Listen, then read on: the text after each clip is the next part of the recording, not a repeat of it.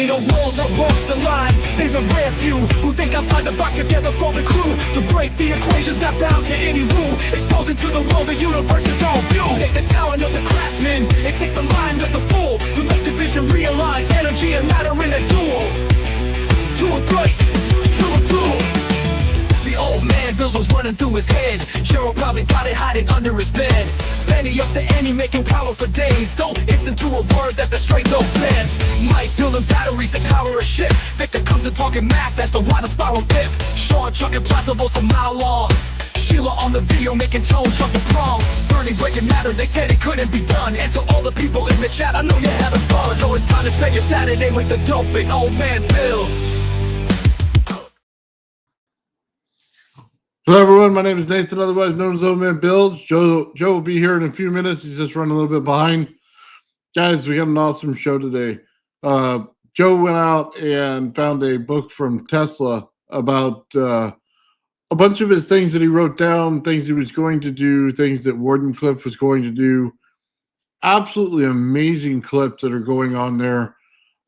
He changed a few words in it just so it would be normalized for every one of us to listen to. So, yeah, I'm kind of excited, man. Should be a really good show.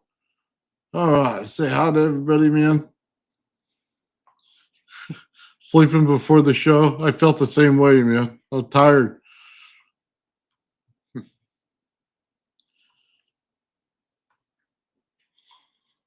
Yeah, I always sit behind the show, man, getting ready.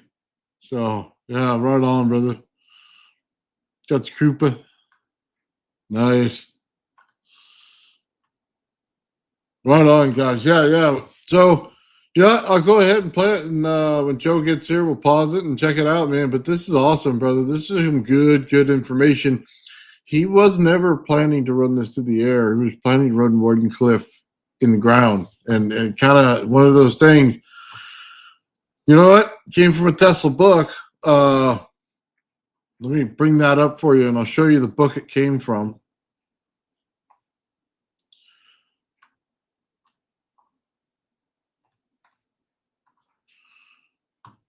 Right here. The Invention, Research, and Writings of Nikola Tesla. So that's where we're going to get the information from today, man. But this is awesome, man. Okay. Let me go ahead and stop sharing that, and I'm going to put this up. If you really, all right, so listen up. If you really want to study electric resonance properly, you have to use an alternator that spits out smooth rising and falling currents, like a perfectly played symphony. None of that choppy make and break current nonsense. It's unreliable. You'll get all kinds of weird results because electrical effects are super sensitive to how fast things change. Even when you are using an alternator, you still got to be careful. It's easy to get fooled. Why? Because when you hook a circuit up to an alternator, there are endless combinations of capacitance and self-inductance values that can hit resonance. It's like trying to hit the perfect note with a tuning fork. And just like in mechanics, where a ton of tuning forks can respond to different pitches, electrical circuits have their own sweet spots too. Now, in the world of tuning forks, air resistance doesn't matter that much. You can have a slightly bigger fork or a smaller one, and it's no big deal. But if you dunk that fork into something like mercury, yes, mercury, suddenly the resistance matters a lot. Same deal in electrical circuits. The medium matters way more than you might think. In electronics, the goal is to get the biggest, cleanest resonance you can. And that means setting up the conditions so that the energy can move freely. No sticky resistance gumming up the works. The biggest enemy here, impedance. It's like the traffic jam of electrical flow. And while you can never totally get rid of it, thanks ohmic resistance, you can minimize it. Here's where it gets spicy. At really high frequencies, self-induction becomes the boss. It practically controls how the current behaves. But guess what? You can outsmart it. By adding the right amount of capacitance, you can cancel out that self-induction. It's like two kids on a seesaw balancing perfectly. And when that happens, boom, maximum current flow through your external circuit. That's resonance, baby. Oh, and a pro tip. It's way simpler and safer to just slap your capacitor in series with your inductor. Keep it clean, keep it simple, and let that sweet resonant current flow like music through your system. So, like, imagine you're trying to set up the perfect electric jam session. You can't just slap any old coil and capacitor together and hope for magic. No, you got to tune them just right for the frequency you're playing with. And here's the trick. If you want the best performance, go small on the inductance, go big on the capacitance. Trust me, it's way easier to tweak and adjust when you're working with a setup that's not fighting you. Now, Tesla, our main man, figured out that if you break your coils into tiny adjustable sections, you can fine-tune things like a DJ scratching vinyl. No need for some monster-sized wallet-destroying condenser. You get to stay nimble, flexible, and way more precise. And it's not just some lab curiosity either. This is critical in real machines like AC motors and transformers. Dialing in the right balance of self-induction and capacitance lets you run things way more efficiently. Bonus, you don't have to bolt on a bunch of extra gear to get it working. Tesla even sketched out a setup. Shout out to Figure 184, showing a high-frequency alternator feeding a coil with lots of taps. So you can tweak the settings like an old-school radio dial. You can run it open or closed circuit depending on what you're aiming for. Super modular, super slick. Now, it's not all sunshine and rainbows. Real-world materials bring baggage, and stuff like hysteresis, basically material memory drag, and eddy currents, tiny loops of energy waste that slow your roll. Even Tesla couldn't just flip a switch and go from 2 volts to 2,000 volts effortlessly. Losses happen. Nature's a pain like that. Still, if you set up the right resonance, you can massively amplify your voltage. We're talking turning a little hum into a thunderclap if your setup is tight and your materials don't betray you. And when he tried using dynamo machines, not as good as alternators for this kind of fine-tuned wizardry. The big lesson, get your coils right, or make them adjustable. Tame the inductance, maximize the flow. And when you hit that perfect resonance, man, it's like electricity throws you a party. In my pants. For the longest time, people thought you needed wires stretching all over the place to send signals or power from point A to point B. But I'm here to tell you, that's old thinking. I'm talking about tossing the wires out the window and using the Earth itself, the whole planet, like a giant electrical playground. I've been running experiments, and every day I'm more convinced we can absolutely transmit electrical energy and even messages through the Earth without traditional wires. Now, maybe someday, I'm saying we're right on the edge of making this real. Now, I know what you're thinking. Tesla, how are you going to send vibrations through something as massive as the Earth? And to that I say, ever dropped a pebble in a pond and watched the ripples go all the way to the edge? Same idea, just with the right kind of electrical pebble. Here's the plan. We build a massive high-frequency oscillator, basically a machine that creates rapid electrical pulses.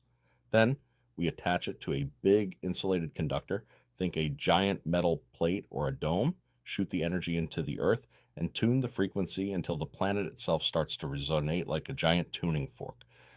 If we hit the right frequency, we'll see something wild, standing electrical waves around the globe, meaning energy transmitted not just locally, but potentially everywhere. And guess what? If I can detect the Earth's natural sweet spot, its resonant frequencies, then we'll have proof that we can send power and information anywhere on the planet. No wires, no mess, just pure resonance magic. Sure, there's still a big question mark, like, does the Earth hold a net electrical charge the way I'm thinking? But look, we already see electrical phenomena traveling long distances all the time. I'm betting that if we can fine-tune this right, we'll tap into something huge.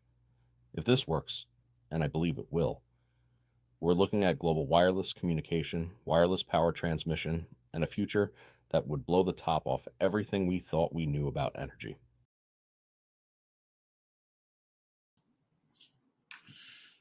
Dude, that's awesome, Joe. Yeah, man. How cool is that? That was an awesome find, man, that book. Hell yeah. No, I've had it for a long time and I've read through bits and pieces of it, but it's very turn of last century Tesla.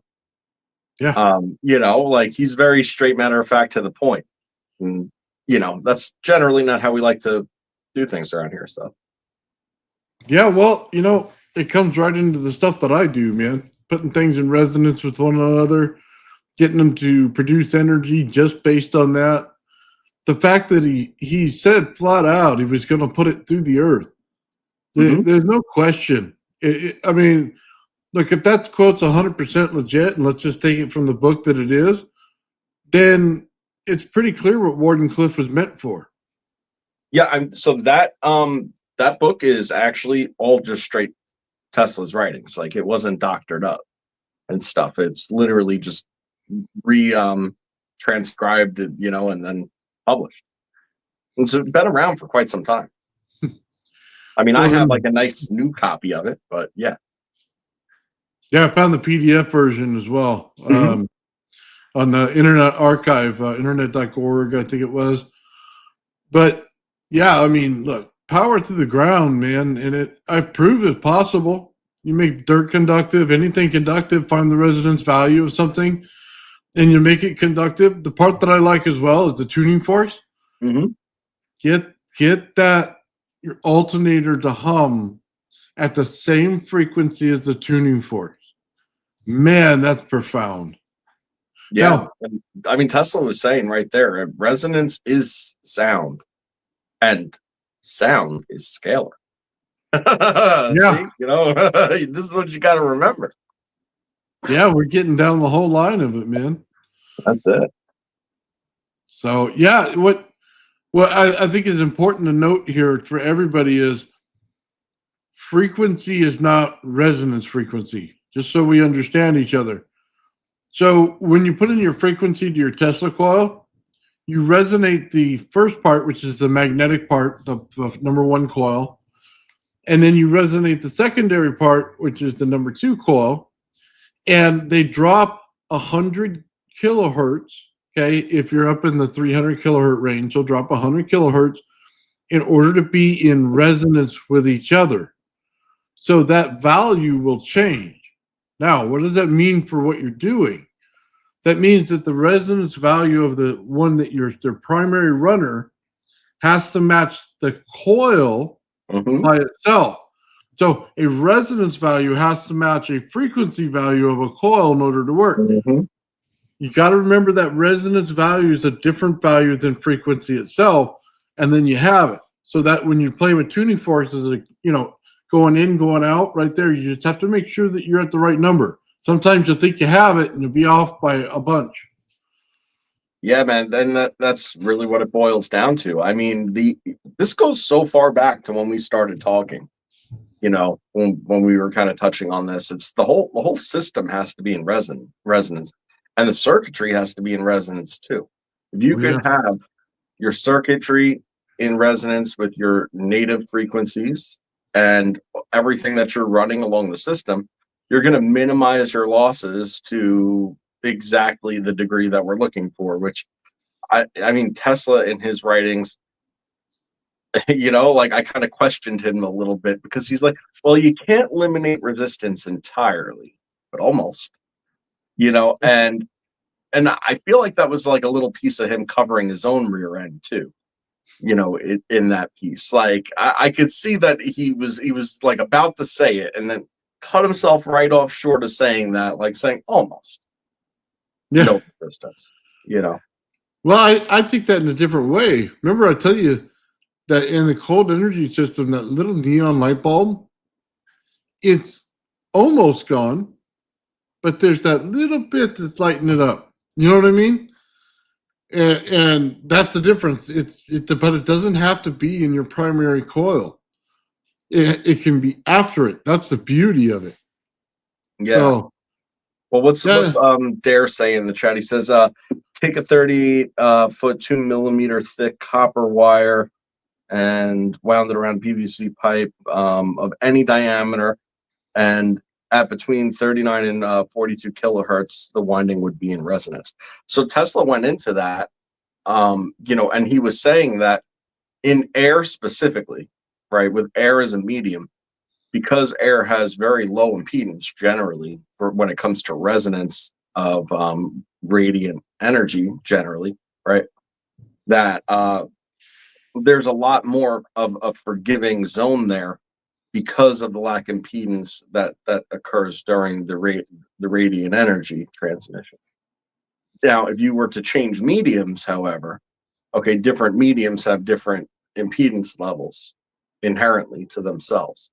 You know, and then that actually makes it so that if you wanted to resonate something else because of the medium change, you would have to be much closer to what the, you know, native resonant frequency is. So it would have to be much more fine-tuned at that point, and you would lose that, you know, the 4 kilohertz or 3 kilohertz range that you have. Okay. So let me change this up a little bit. Frequency equals 1 over time. Okay. It's that important formula you have to have right here.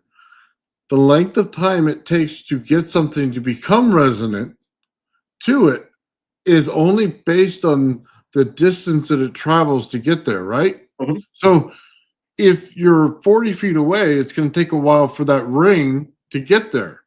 But you can improve that by putting it in some kind of an amplifying box or something and then pushing that frequency there. So it's just the amount of time it takes to get there, right? So this goes right back to the walls of Jericho. If you're resonating something, sometimes it takes a little more time. So you have to walk around it, 10 days, 12 days, however many days they put. It's telling you something about the resonance factor of it. They're resonating something in that wall and shattered it with the sound because the sound now pushes that frequency in a big blast. You know what I mean? It's pretty easy once you understand how it works and you start building it. It comes together. This is a whole lot from Tesla in just a very short amount of that little book. That, you know, I mean, that's why I sent that one to you in particular to check out, because you know, that just rang true with everything that we talk about all the time when it hit on all the key points, every single one of the key points, just in 6 pages out of 500 some odd pages of his writing that's in that book. You know, it hits on, you know, what kills the radiant energy, what harbors the radiant energy, what allows for resonance, what works against resonance, the whole 9 yards. oh, well, see, the whole part about the radiant energy would be great for UFO technology because that's the field we're in. So Right. now we have to deal with that in order to cancel it out so that we can move freely in it. Yep, that's it. Well, he even went into you know, pulling the energy from the earth, but like in a radiant manner, right? That was like what the transmission had to do. Is there something going on in the background? I'm hearing Oh a yeah, noise. yeah. I'm doing a video call while I'm live, and you know. Oh, okay. Wonder, man, I'm hearing something in my headphones. I don't know what it was. Yeah, no, it actually messes up me like fully from streaming, because now I can't hear anything that you say. Now that Oh, yeah. well, feel Now I free to gotta quit reset and it. come back. Yeah, So well, I do apologize. it. Today's a rough day. Sorry, fellas. All right, I'll be back. Okay. What if you resonate solar panel arrays? Yeah, we could do that. That would probably give us a lot of energy as well. You're picking up radiant energy. I mean, that's pretty much what solar panels do, right? So let's see. How would it affect plants and animals and humans? Well, if you do what they did in the Tesla Tower, and like I showed you with the Tesla coil, putting the rod down the center, that's the important part. It doesn't hurt them at all. And well, I can't say it on YouTube, but very good things come about. We get, let's just say in plants, you get different protein spikes that normally would not be there, that are in history shown. For instance, in, what was it? I forget the name of the plant, but it shows another protein spike back in the ages when they had this technology. And then now it doesn't show that protein spike, but it changes the plant entirely on how it works. So good for plants, good for animals. Yeah, it's the right way to do it. And yes, I have tested it through the plants, and that's all I'll say. Let's see. Let's see. Like a primary winding would gain massive free energy and high voltage as long as you complete the circuit via an earth high frequency setup and transformer. So the way it works is you can pull the energy right out of the water, so you can go on and run another Tesla coil. So here's the thing. When I put it in the pond in my backyard, I built a little 10-foot by 10-foot pond. I just threw the wire in there, and it turned on the water, right? So that you get lights light up in the water. But I guess what I didn't show, and I showed in other ways, that you could put the wire back into it from a whole nother Tesla coil itself, and that Tesla coil would turn on and start resonating. So what does that mean? Well, calculate the distance it goes in the water, and then you can resonate as many Tesla coils as you want. You have as much radiant energy as you want sitting there, right for the use. Now, you could transfer it back. What happens if it was salt water there? Then all you have to do is train the salt water to make it a battery. So every time that you turn it on, it's like charging a battery in the beginning. You got to bring it up a little bit, discharge it, bring it back up, discharge it, bring it back up. That's the key to getting these things to work. Then you have energy in the water itself that's like a whole battery. You could just store it in there and then use the resonance whenever you want, man. This technology is beautiful in the way that it works. And the fact that it brings something extra to a plant is even better because it's non-harmful. It opens up the pores in the plant so that the plant gets more flow through it, so it grows faster. Okay, so man, he had it right, and he knew it, and that's what I love. He absolutely knew it. It's us. It's us that doesn't know it. We are ignorant to it. People take all of his patents and they don't look at what he was trying to do. And now that we see it in books like this, man, it's like next level. Right. And the crazy thing is that this isn't some like hidden Tesla information or anything like this. Again, it's right out of the published book. Didn't have to look all too far to find it or anything like that. But, you know, what I think is really critical when thinking about Tesla in this light, too, is just realizing that he was right at the time that electricity was being able to be utilized, you know, in any sort of meaningful way. You know, so they really he was right at the crossroads, as we all know, when it came to what type of energy we use and how we transmit it. And he was right there, right in the midst of all of it. And the idea is that he had it down from day one. And we know why, but they opted for the systems that were going to be infrastructure heavy, that were going to, you know, basically create an industry around it so they can, so they could profit off of it, so they could just, run it off a meter. And So that's the whole idea. here's the thing. If he proved out that Wardenclyffe Tower, then the pyramids of Egypt and the pyramids all around the world would prove out the same way. Mhm. There's no way they could have let that out. There's no way. Because it basically eliminates their whole industry of power because it's free and it's a simple process and it's easily achievable and it's everywhere. Once you put it into the water table, man, it's game over. They could not leave the water in under the pyramid of Egypt at all. They had to remove it for this simple factor. Once they found out what it was doing, they had to stop it. That's why there's no water running under there right now. In those caverns that's supposed to be there, it's not there. They had to stop it. They knew. They knew already that the free energy was there. Well, Tesla knew too that beyond just energy, he also knew that it was both plausible and doable to be able to transmit communication and information this way as well.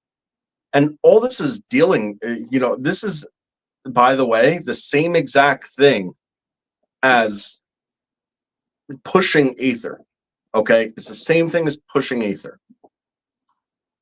So Yeah. it's just in the ground. It's doing it a different way. It's through a different medium, but it's exactly the same thing.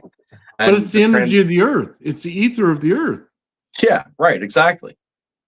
Because the ether permeates all of this, but it's just utilizing the earth as more or less the means of communication and the means of transmission. The earth is your coil. That's it. It's already doing it. Yeah, when I talk about the water being removed, you realize the water table would have gone up to the bottom of the pyramid. I mean, those caverns that are out of the water right now would have been filled. And it has nothing to do with the water table level right there. It has to do with the amount of water being pumped up through the pyramid once it's on. You see, it's a pump. Right, it's like a not just an siphon energy. effect. Right, it's Yeah. right. Once you pull the water up, it builds a pressure differential, just the same as anything else. And but if it's gone, then there's nothing to bring it up. You have to bring it up and keep it up. Yeah, when For you at least start 10 playing, minutes, she said. yeah, well, almost slipped by me there, Joe. Oh, Jokes for days. oh man. So yeah, I mean, look, I don't know what to tell anybody. All I know is it's not there like it should be because we'd see the effects right away. And from what I understand, they're having problems in Alaska because they can't turn that one off. So, there's dead zones out there, there's things like that. When you start messing with frequency of the planet, you start screwing with a lot. And if you don't know what you're doing, you get harmful effects everywhere. So whether we want to understand this or not, they're already doing it. Was it HARP? That whatever that satellite array HARP. that array is? Yeah. Yep. They're already doing it. And we're feeling the effects of it. They're putting lasers into the sky to see what they do. They're doing everything possible and they're really messing with our world. So I don't like it one bit, man. But yeah, I mean, it becomes once you start to realize the effects that all these different frequencies have, on you, both your well-being and your consciousness and just overall how things operate. You understand that aspect of it. You understand what the potential of all that is, and then you realize that you're literally swimming in a sea of it, like at any given moment, way beyond just the natural scope. I mean, it's no wonder things have kind of, things feel different, right? well, they also changed the frequency or harmonic table 440 instead of 432. Mm-hmm. And they put distortion in them.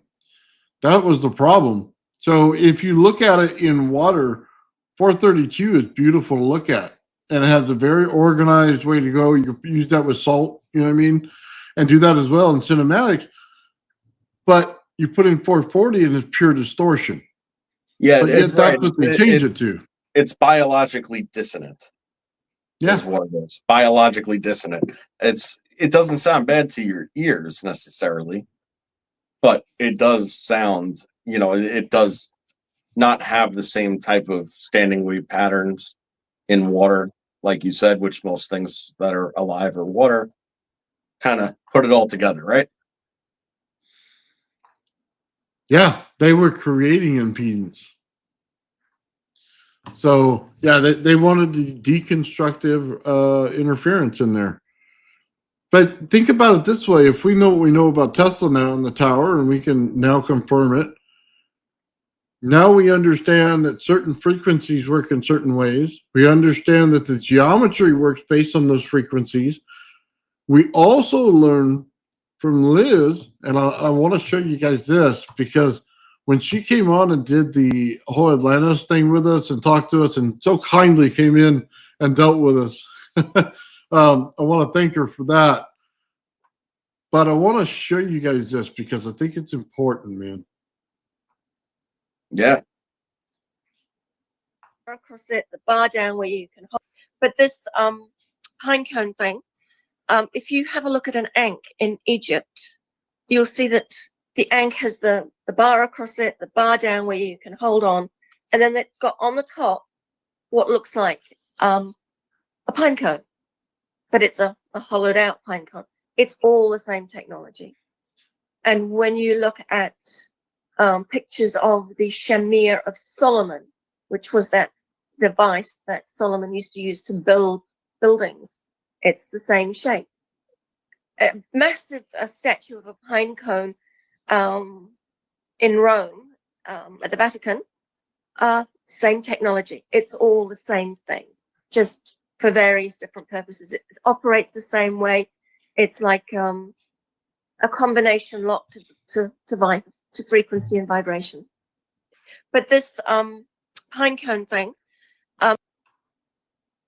So let's play the most important part again. It's like a combination lock to frequency and vibration. Right there. That's the answer. So when we look at the crystal, we said how many sides does it have? How many points in there do we have of oxygen in the crystal? Why is that shape more important? It's because of what she just said. It is a combination lock in order to unlock it. That's why. Multiple frequencies in the same key, but at different levels in our harmonic scale is how you unlock it. So something interesting. I was on Papa Bale's live stream last night. Very interesting stuff that he's got going on. I love Papa Bale. But there was one point in the live that he pulled out this brass ankh, and he was holding it by like the bottom of the cross section, and like holding it there, and then he was just ping, on and on, ping, same thing, right? And then he flips it around and grabs the round ankh side. He gives it a flick, and it's like duh, duh. Because it's fully dampened and there's no resonance on that side. So the geometry of the ankh just generally allows for there to be a frequency in the hoop and cross end while you're actually holding it with minimal dampening. Whereas if you flip it the other way around, it's a totally opposite circumstance. And that makes it functional, because the only way that you would be able to wrap this thing without dampening it would be to suspend it in some sort of way where it has minimal, intrusion, from a piece of fishing line or something to that effect. Well, it also makes sense if you had one of those and then you attach it to a shaft. You know what I mean? And at the bottom of the shaft, you had the tuning fork. Now tune the ground to it in the top of the ring. I mean, that's pretty much how it works. It's all resonance. That whole ankh is meant as resonance. That's what it means. You see it all the time, man. When you see the bees next to it, when you see the plants next to it, they are telling you, putting things in resonance with the right thing attracts them. The bees are attracted to it. The plants grow better. I mean, it's not hard to figure out why it would be green all over Egypt if they had the pyramid running at that point, because it's in resonance and the whole place would be like a paradise. Right. And not to mention, you're bringing up the water with, so there's all sorts of benefits in that circumstance, but yeah, it's just the resonance alone is enough to harbor that favorable environment, for there to be just a completely different landscape. And that's something that Liz touched on also. Oh yeah, it was a lot different back then.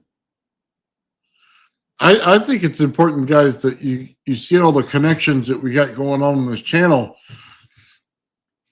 We start to learn about organite. Okay, we start to learn how it's produced naturally through the medium, right? That it comes in from the top, goes down, you place different layers of different materials, and then put it over top of a resonance chamber, and then in there, you're going to get an amplification. Now it goes then to the ground. Then we go, okay, we go to the Great Pyramid and how it works. It's working the same exact way. The Tesla Tower working exactly the same exact way, that Wardenclyffe.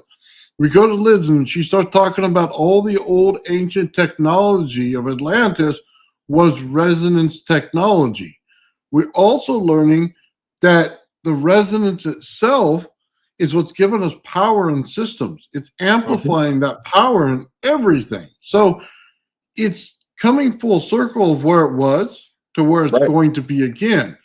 We also learn, and unfortunately, I don't like to talk about this, but it's a fact, the bombs they're using today, they're using resonance in them, and they can push the power back on you tenfold by using it, and it just takes out 10 times more of the area around us. So they obviously understand how it works, okay?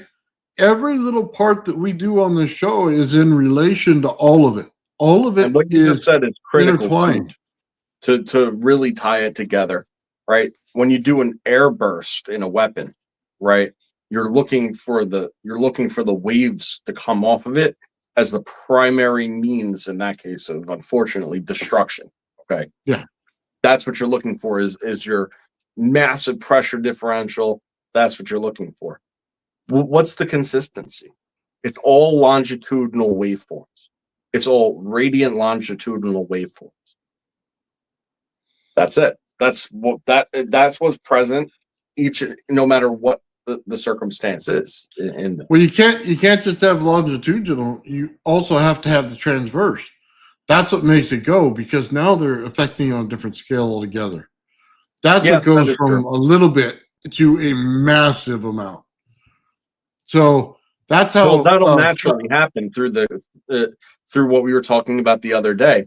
When you deal with something that's laminar that goes into a state of turbulence, okay, because it's diffuse, it collapses, and that there's a transition from longitudinal to transverse. Then that turbulence becomes much more disordered, chaotic, but also in a huge state of dispersal. Yeah. So there's a lot more to this, guys. And yes, distance and frequency. If you watch Resonant Fractals on Facebook, very smart guy over there. He deals in distance and frequency, and he's absolutely 100% right. Also, there's some other things that are going on. Fractal. Oh man, why we still use fractions. The beauty of it. You have to understand this in a different way.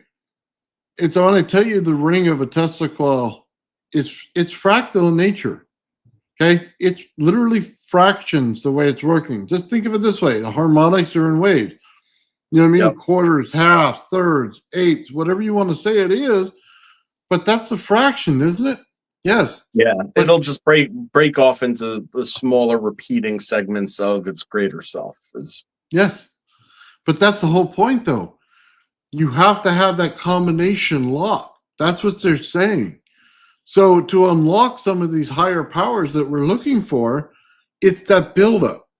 It's the, A sharp, you know what I mean? All that going all the way up. It's that combination lock that's going to give you your answer, okay? When you build all of these geometry coils, that's how they're built. They hit the first frequency, then they add it to the next one, which then adds it to the next one, which adds it all the way around until they get all the way up in the spiral. That's exactly how that ring builds out. And you can't double it. It won't work. You have to take the original number plus the next number every time. That's just the way it works. And then you'll get the right answer. We have it, guys. Every one of these tests that we're doing, people that we have on the show that come in and say the same thing over and over. And the one thing I get asked, how the hell did you find it? How did you find all of it? Well, it was all out there.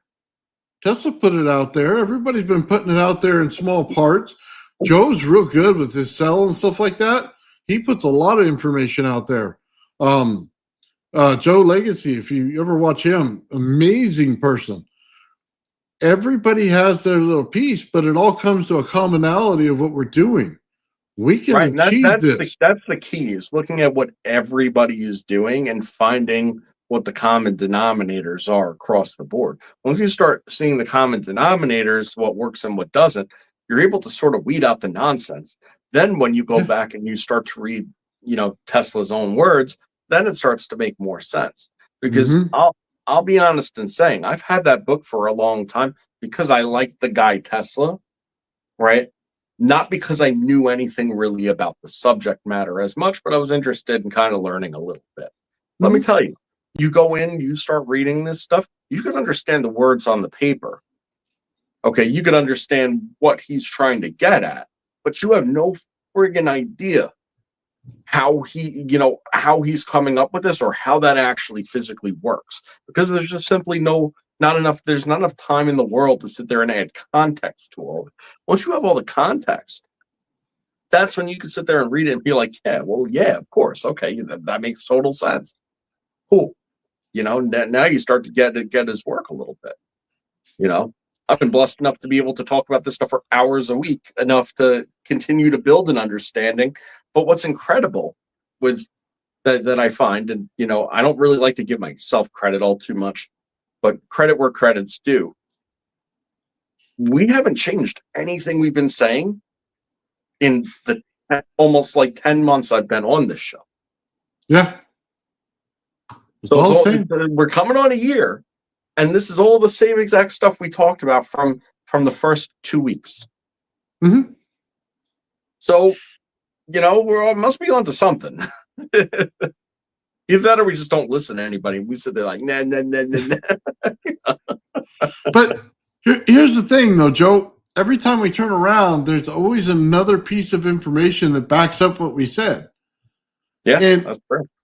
every time I turn around, I keep seeing it, whether it's in Wardenclyffe, whether it's in Egypt, whether it's the resonance coils that I build, whatever it is that we're seeing, it all keeps coming back to the same thing. Right. Multiply the resonance in your system and you will get great things, and you'll start unlocking things that we need to. That's it. I mean, what's crazy though is that like you'll have a million naysayers out there that either will not understand this or just reject all these principles entirely, but they won't reject Tesla or his work. So how confounding is that? Oh, yeah. Yeah. Right. And that just I, goes to show that they don't really understand the work, right? But at the end of the day, like that becomes both frustrating and confusing simultaneously. You'll have somebody that will say, if he said it, it was pretty much bang on. He basically created it. We're not disputing anything he says, but then you sit there and talk about the stuff he says, and they'll dispute you up and down. The guy's dead. We can't put it out of his mouth. Like, what do you want from us? well, I think most of the times they're disputing some of the builds. They want to see the flat pancake coil, the one that Tesla did, and they don't want to see it in any other way. They just want to see the patent version, right? Well, some of the other versions are just as good, man. I use the regular Tesla coil as we know it, which, by the way, there's 2 patents out there for it, but they both suck in trying to explain it. I mean, they're absolutely awful. I could have done a better job in the dark, man. It's really bad. In that competitive nature, when he was actually releasing this stuff, sometimes the ambiguities were better, and a lot of times they made designs that were good enough to pass into a patent, but were not good enough to actually function because of 1 or 2 little key features that are missing. Because they damn well knew that somebody's just going to take it and spin it into something else, and that's that. Like the patent office was like that. Now it's so hard to get a patent because everything's been friggin' patented, or they'll just reject it. Right? Sort of how it goes. Well, it's like Edwin Gray in the Gray tube, right? He didn't put everything in that patent. No, not even close to it. I got people still disputing me on how it works today. They have no idea what radiant energy is. No idea. Not even the slightest. Some people who, by the way, Joe, there's a lot of people out there that are now making coils that are like mine, and they're able to reproduce the same things that I'm getting. And just so everybody knows, I think here in the very near future, I'm going to be building a couple Tesla coils to sell to the public if you guys want to go ahead and do it. I'll sell you the you know what I mean, STL files. I'll put them together for you and wrap the coil, and you'll be ready to go, man. Put your, you know, whatever you want to it. I'll send it out with a Slayer exciter if you want to put a ZVS on it or whatever. You could do it, but it'll get you right in the game. All you have to do is take a wire and put it down the center, man. I'll make it real easy for you. Turn that sucker on, and immediately you're going to find the power. And immediately you can put it in water, and it's going to change your world. So Joe and I talked about it. I think that's probably the best way to get it out there. You know what I mean? And everybody has it when you want to play. No more games on, you know what I mean, do this, do that. No, I'll just set it right for you the first time, perfectly in resonance, and you'll be ready to go. So I'll be rolling that out. I think that is the best way for people who watch us constantly, who aren't set up. I think that's the best way for them, just to plug, play, see for themselves, and then, you know, start experimenting for themselves too. Like, right, without even having to think about it, you've just already got that huge step in the right direction where you don't even have to worry about, did I do this right? You know, it's done by the guy himself that shows you all the stuff. So, you know, I think that's excellent. Frankly, I can't wait for you to do it. So, and that'll bring more people onto the show, man. Well, yeah. I mean, look, let's just be honest with each other. What you're going to get is a Tesla coil that is, you hook it up to your AC. As long as you do it the way I told you to do it, you're going to be able to rip 13-inch volts right out of it. You know what I mean? At 60 volts of AC going in. And the other thing is, if you put it in DC, you're going to be able to resonate it perfectly right around 250 kilohertz, man. It's going to go, you know, 5-6 feet on you, and you're going to feel the heat, man. So, yeah, it's a beautiful thing when you see it, and it's a perfect build. So, yeah, it's going to come out nice. So, man, thank you very much, brother. Thank you very much. Thank you for that. That's awesome. One perspective, big shout out, man. Right on, man. Get more people. Yeah, we got to work on the members thing, man. Down the whole nine. All right. Yeah. So let's backtrack to something that's super unimportant, but goes to show how technology is advancing. Okay. Not one person called out the fact that narrative that we had at the beginning was AI and not me. Oh, yeah. No, I didn't even think about it, Joe. Not one person. I scrolled back. I was like, wait a second. Not a single person called out the fact that was not me voiceovering it. Right on. Mike Faraday, thank you. Yeah, man. Faraday Research got going on. Yeah, dude, we did AI, so I got a program and you use the same one, right, Joe? Use the same one. And I uploaded like an hour and 20 minutes of just me saying random crap and in all sorts of different ways, reading from books and all this sort of shit. Like over an hour.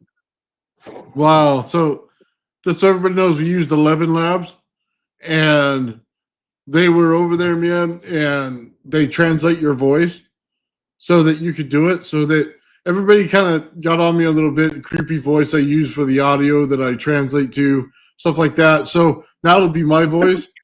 The creepy voice. I was felt like the world was coming to an end anytime when that was on. Yeah. Bernie calls it the creepy voice, so now no more creepy voice. So yeah. Oh man. Now I get to deep fake myself. How awesome. Oh man. But no, it's really cool, man. So a lot of the audio stuff that comes out, I won't get tongue tied or something when my denture's all screwed up. So I'm pretty happy about that. So, and then Joe will be able to build out his channel. We'll get him going with a bunch of stuff on there, man. It's going to be awesome. So yeah, I have a whole technique of, you know, how to do it now with, you know, I'll give away the secret. I don't think there's any harm, because frankly, I just think that it's like it's interesting. So check this out. And by the way, I'm a play with GPT, but don't trust GPT kind of person. All right. But what I found that it's very good at, okay, is if you take like a picture of a book, for instance, right? You could ask it to summarize and give you all the critical components of what it's saying and give you a nice summary. Then you could sit there and ask it to take that summary and throw it into a monologue. And then you could take the monologue and throw it into text to voice where my voice is called. Oh, there you go. You see the trick there? Yeah, Oh, I and do. let me tell you, I read all of the paper. You know, like that was like a summary of like 8 pages of the book.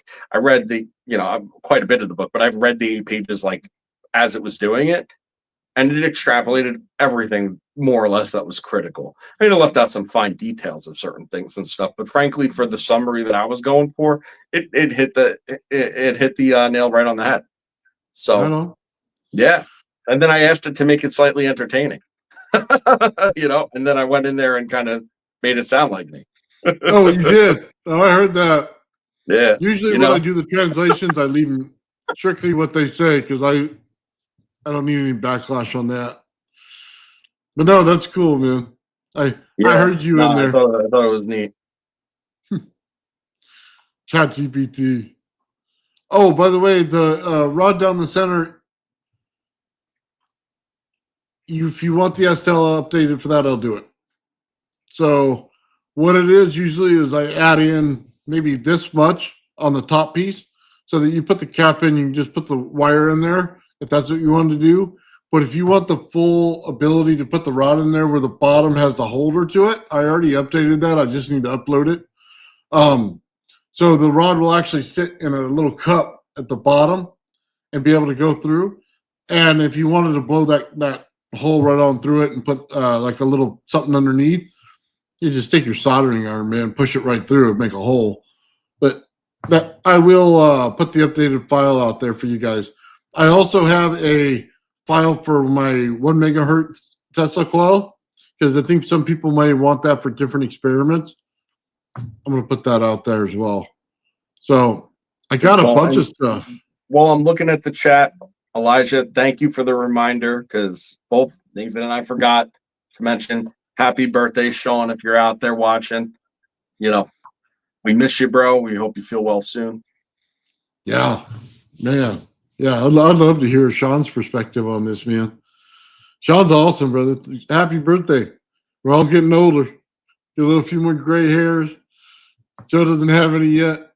Oh, yeah. No, I got lots of gray hair, bro. Where? You ain't get no gray hair. Yeah, though. It's almost all gray. He goes, I got one. I got one or two. Look, Joe. I only got one or two. I got all over my beard. I tried to, I'm all right. I'm even a little embarrassed to say this, but I was convinced to like dye them by somebody like a couple of months ago. And now I sit there and I look at it and I'm just like, oh, it looks like one color from here. And then all this is just like another color. I'm like, yeah, I'm not doing that again. Oh, no. Dude, I'm like one step away from full gray. It's bad, man. Yeah, I wouldn't dye it. I earned those, man. That's for my kids. You know what I mean? All the stress work puts on you, stuff like that. I earned every bit of this. Damn right here. Yeah, man. It's whatever. Yeah, I don't care. It's only hair. The way I look at it. It's the highlights. Yeah. Oh, man. I got to go on there in a little bit and tell Sean happy birthday, too. Yeah, we earned this stuff, man. You got to wear it proudly. That's why they call me the old man. So that I walk like I'm 80 years old. Yeah, yeah, we've been through this, Joe. You're not even that old. Dude, I was all excited today, okay? Check this out, Joe. I haven't been able to use my right hand for like 2 months, okay? I had a bout of gout, right? And it got right into my wrist and would not leave.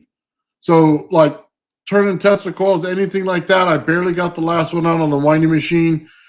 Absolute pain for 2 months, okay? I went over today and was able to lift weights again. I found out, one, I'm completely out of shape again, but two, I could still lift it. So I was ripping 40s, man, in curls. You know what I mean? So it's like, nice. Doom. I'm like, yeah, heck yeah, man, I got it back. Go back to work, get some stuff done. So. Yeah, man. I was never one to rip 40s. I used to like the tall boys myself. But Yeah. That's I didn't mean ripping 40s like beers, bro. I knew what you meant. Yeah, I'd be a little more tanked right now. Double That's for fist sure. in the 40s. Yo, that looked terrible. Listen, I ain't into that. That's someone else's job. Oh man. Yeah. Yeah, younger man. Younger used to do more weight. Now I'm older. That's a lesson in a little bit. Kind of like one of those times when you're young, you see Hulk Hogan with those 45s on each side, and you go, man, I want to be able to do that. And then by the time you get a little bit older, man, when you get out of high school, you can start ripping that in sets. Yeah. Mm-hmm. Oh, that's okay. You know, my ex-wife was telling me how my kids were doing earlier this week, and didn't forget to mention how I look like shit and gained so much weight Oh, because I'm apparently a fat disaster when I was out banging rocks at the mine. Like, yeah, I was banging rocks at the mine. Like, listen, I'm trying. What can I tell you? just another knife in the back. They're just, Listen, like I care or whatever. But like at the end of the day, man, like, yo, I sit there, I'm working a desk all day long, for Christ's sakes. Take the dog for a walk. That's my getting out. I love ramen noodles, Buldak particularly, you know, which, you know, those ones are good if you ever had them. They're Buldak noodles, you know. gotcha. Oh man, he says that I'm bald and gray as well. Look, hey man, I'm getting there to the point where a razor might start working, you know what I mean, for my self-image because my forehead's getting too big. Yeah. Michael Merrick says 43 still feels 20. Hey, listen, man, more power to you. Yeah. I gotta be real. I don't feel bad either. Like I don't feel bad at all. But like, you know, break my ass a little bit, it catches up to me a little faster. But you know, it is what it is. Yeah. Mike says wait till you get to 52. Yeah, we're getting there, man. Getting there. All right, so let's get back to Tesla a little bit. So I just want to talk about that what's that? It said Tesla.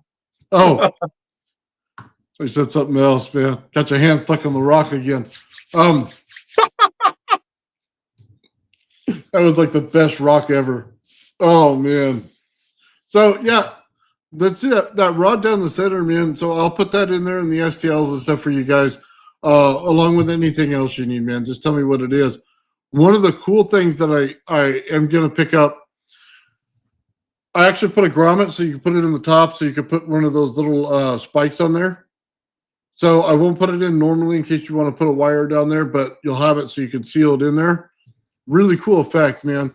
Really helps you out, makes things easier. Another way to do it is to put the grommet at the bottom, and it'll actually let it so you could put the number 2 coil and just screw it into the bottom and it stays. So that's a pretty neat trick.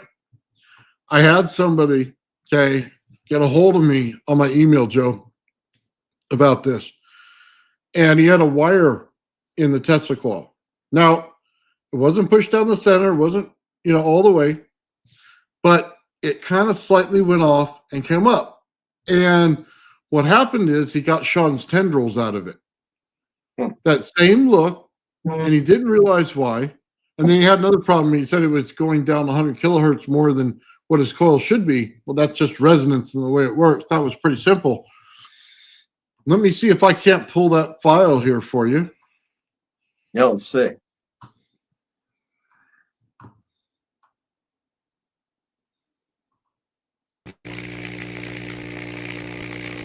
Damn. That's Sean's tendrils, right? Play that again. So here, I'll just go like this. You can clearly see how they go around each other. Mm-hmm. They still have a little more sword spike to them. I was about to say that those have they're a lot straighter, like a lot straighter, more directed. So again, didn't have the thing down the center as much. Like here, I'll play it real quick. Well, where you had it a second ago was perfect. I was gonna zoom in to check something out, but it's still there. Hold on. Okay, stay right there. Okay. Oh yeah. I like what I see here. That is cool. Okay. So you see where the initial breakout is? Mhm. Okay, that's where the initiation of the spiralytic pattern is coming from. So Mhm. it's actually happening all in one discharge. It's happening more than, greater times than the frame rate that it's being captured at, which is why you could actually see the spiral at the base. But as soon as it breaks out, it's going directionally almost straight up. Those things are like as straight as it gets for this type of energy emission. Well, okay, so this is to a cool experiment for anybody who wants to do it, and I'm gonna try it myself.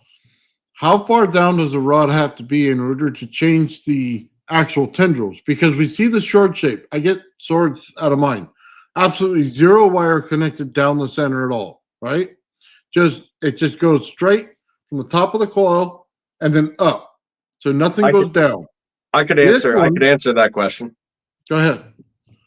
It's past the precipice of where the compression of the outer field starts. Okay. So as soon as you get into those compression zones, you're going to lose that. But if When you you get into them or you get out of them? when you get into them, Well, see, I think it's the opposite way, isn't it? Once you get out of that compression zone, then it goes straight for sword spikes. But then when you get in the compression zone a little bit, it then gives you the tendrils. Which okay, I on mean the that could be fair. I mean, how far do you usually put your wire down until the null zone? mine's none at all. Mine goes straight from the top of the number 2 coil, and then it solders into a rod that goes straight up. Straight up, right? Yeah, so mine doesn't go in at all, but it's like complete sword spikes, like this. This one goes down a little bit. So in that case, then it's opposite. So it's when So it enters into the compression zone. let's see if I can't. I'll pull the picture if I can for you, what it looks like.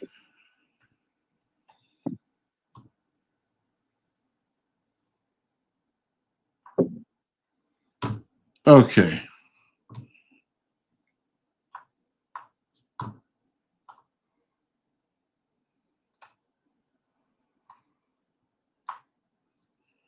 You see that, Joe? Yep. Okay, so you see where it's coming in at? Now, that's where its winding ends, but as soon as you put the cap on, you're going to drop down a half inch into that winding. You know what I mean? Because you got the wire pulled tight when the cap's off. As soon as you put the cap on, it's going to drop down a little bit, right? That's where he's getting the tendrils from.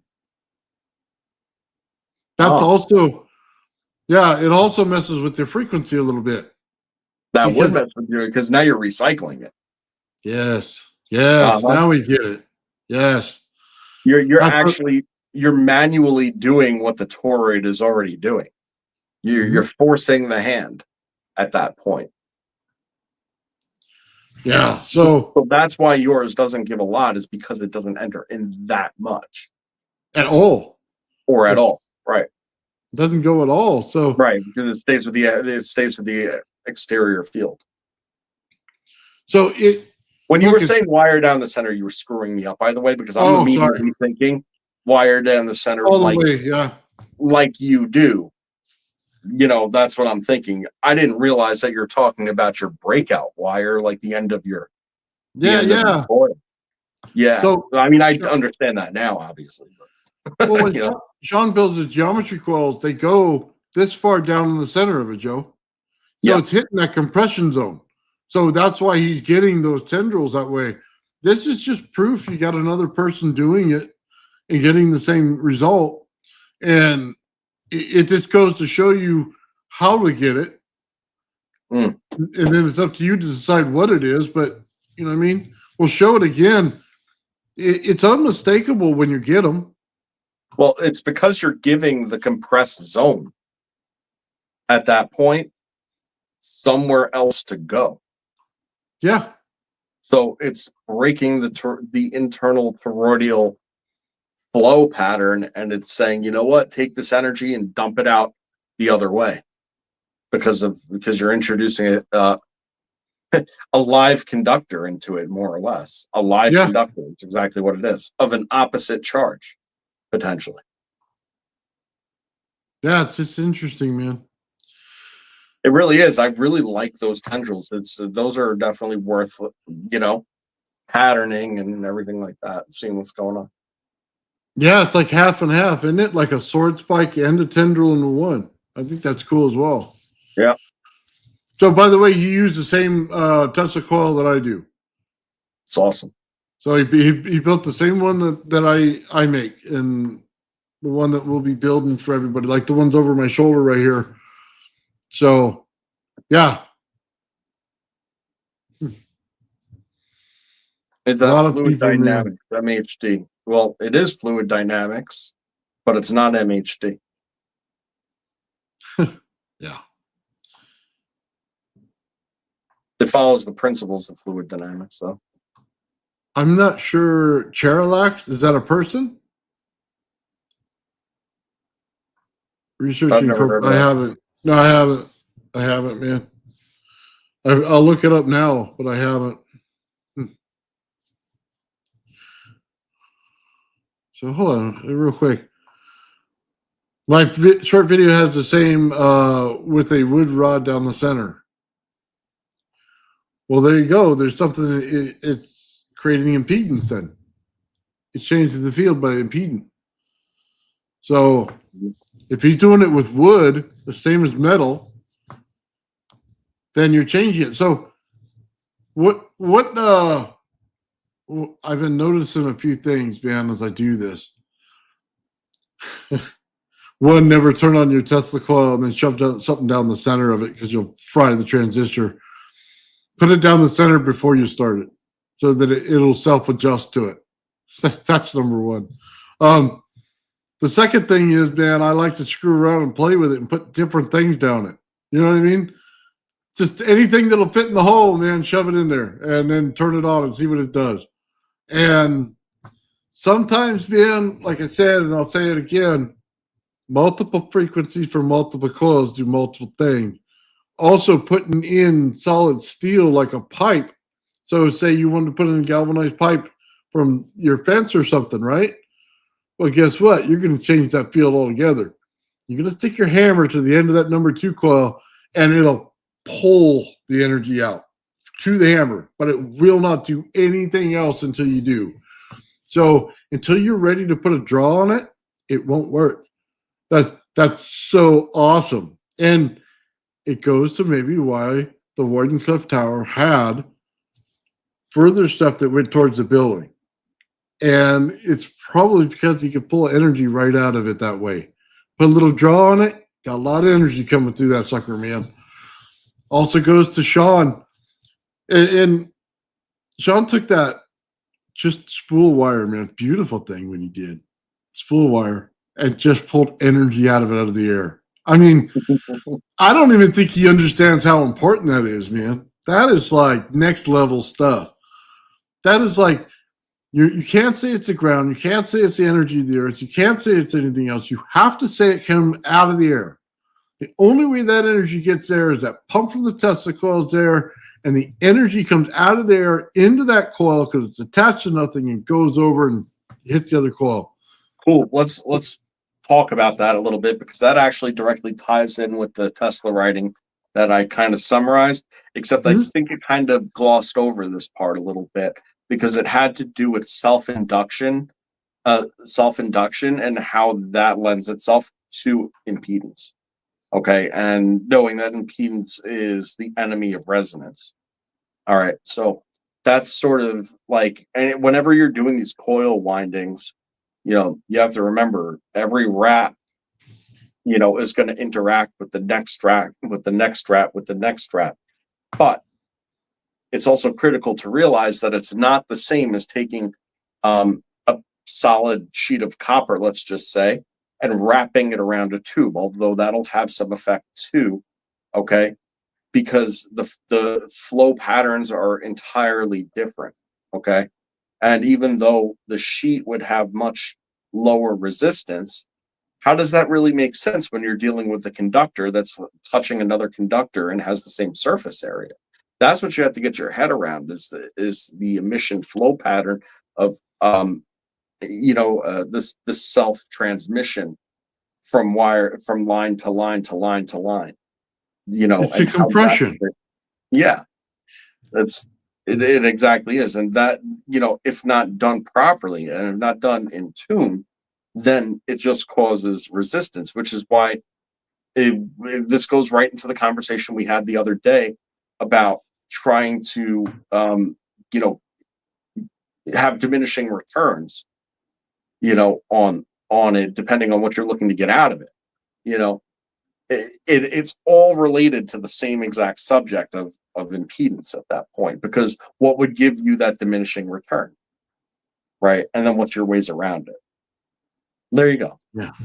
Well, I'll tell you what, the compression is a huge deal, and you get it between each winding of your Tesla coil, but Sean gets it by multiple windings on the same layer, then to the next one. So he's getting multiple levels of compression between the layers that go up and the layers that go around. So he's getting outward compression and he's getting vertical compression.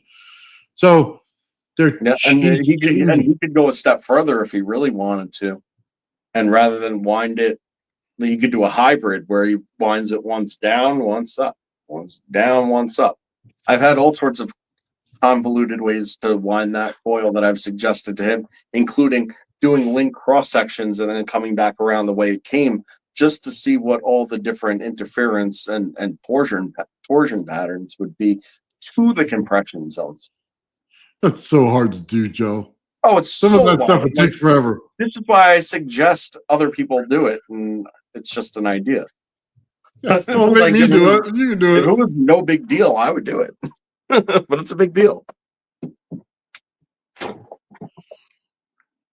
Oh, I'll sign myself up for that kind of grief. Are you kidding me? I got enough stress. Oh. Yeah, it's one of the reasons. Like, if you took just foil and put it over a pipe, really doesn't do much. But then if you create levels of foil, it will. It's because it has to have something to compress against. It's like a high voltage capacitor when you roll them. So you take that clear sheet, then you take the aluminum foil, then another clear sheet that goes over top, then aluminum foil, back and forth, right? And it just makes a high voltage capacitor. Well, if you ever take one of those stun gun modules and tear it apart, it's the exact same thing. They spin it up like this small. And they put it in there. It's this high voltage capacitor doing that makes all that energy come out of there. So, I mean, that's all field compression right there. That's all that they're doing. What do they use Mylar in those? No, I don't know if it's Mylar. I think it's actual foil, some kind of foil substance. Yeah, it could be Mylar, but I looked at it. It looked like foil. Well, Mylar kind of looks like foil, plasticky foil. Yeah. Wow. Mylar is nice in the fact that you can stick it to something, you know what I mean? Like that, like copper tape or something like that. It makes it just your job a lot easier. Yeah. It's also you rub it on your head and stick it on your wall. Dude, when I was a kid, we used to take Mylar and we made championship belts for wrestling out of them, man. That was just amazing looking. You know what I mean? Anything you want, because you couldn't buy them like you can now. Yeah. They weren't available. Yeah, now you could buy a replica. Yeah, now you can buy one. Yeah. Yeah, like a real deal 40-pounder, Okay, so check it out. We used to do that, and then my buddies and I built a 20 by 20 foot ring in my buddy's backyard. And we used to do wrestling back there, man. And we didn't know about the whole put a winded metal in there in order to do the rope. So they always sagged on us. Okay. We have this big rope and they always sagged. Couldn't go off of them. It really sucked. The ground was harder than heck, man. But not one time did it stop us from going out there, throwing chair shots, throwing somebody over the top rope. You know what I mean? Doing every move in the book. One of the funnest times, man, of my life was doing that right there. It sounds like a lot of fun. That's some redneck shit right there, Nathan. Oh, dude. Hell yeah. I I had my singlet on, man, and everything. You had it blue in the back, black out front, so just like Mr. Perfect. Oh yeah, dude, it was awesome. Dude, That's hilarious. I could see you in Oh. like a women's bathing suit, friggin' with your balls dangling to the side, smacking everybody around. Yeah. dude, I look good in that thing, man. I'm just gonna tell you that right now. As soon as I find the tape, I'll show it. So Awesome. I was in shape back then, man. Yeah. So We Yeah, all once were. dude, that was the funnest time, man, doing some backyard wrestling, bro. And we did Sure. it for like 4 years. So Yeah, that's a pretty good run. Pretty good run. yeah. So all right, let's get back to some Tesla stuff here. So yeah,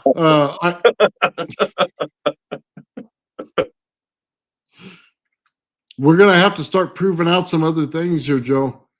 So Tesla said in there to take and split the actual frequency down to several layers. Okay. I don't know. You remember that part? So the way I took it was he looked at and found where the radio frequency was on each layer, and then he built a coil to that in order to hit that combination lock.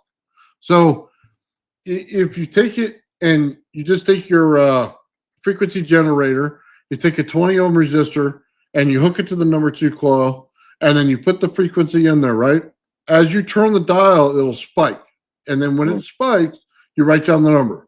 Then you go and you turn it some more, get the next spike, write down the number, do the same, right? So now all you have to do is to build the last spike. That's your big coil. Now you got to go work backwards, okay? Now I need a coil to match this one, this one, this one, this one. Now I have the combination lock in order to unlock what I need to do. So the goal is to get 6 of them. We could do 5 if that's all we can find, but 6 is the goal in order to pull the combination lock just like Tesla did. That's what I want to know. What did he see when he did it? We don't know. I mean, that's just a straight up answer. Some people, According to his book, phenomena. there you go. Yeah, which means we don't know. Right. Which, I mean, coming from a guy like Tesla, being like, this is a phenomena. Right. Yeah. That's just, did I say something to Yeah. you? Yeah, it does. He talked about, they'll just send energy here, send energy there, no problem, blah, blah, blah. Phenomena. You know what I mean? It's like, whoa. Yeah. Well, when he tells you something new, yeah. But we got to find out what it does, man. That's the whole point. Some people believe it does a vortex. Some people believe it just shoots out, energy from it. Some people Well, say it'll do nothing. what happens if you had a forced induced Casimir effect out of it without any plates? Because that's what that level of compression would probably do. Well, I guess it depends how you put it in where the coils are then, huh? Do you build it in a vortex? Do you try to mimic nature and make it look like it? Do you put them in compression with each other? How do you want to do it? Well, if you have the combination for 6, and you can build it out however you want, but at the end of the day, you can. Yeah, but where do you set them? Like what we previously talked about.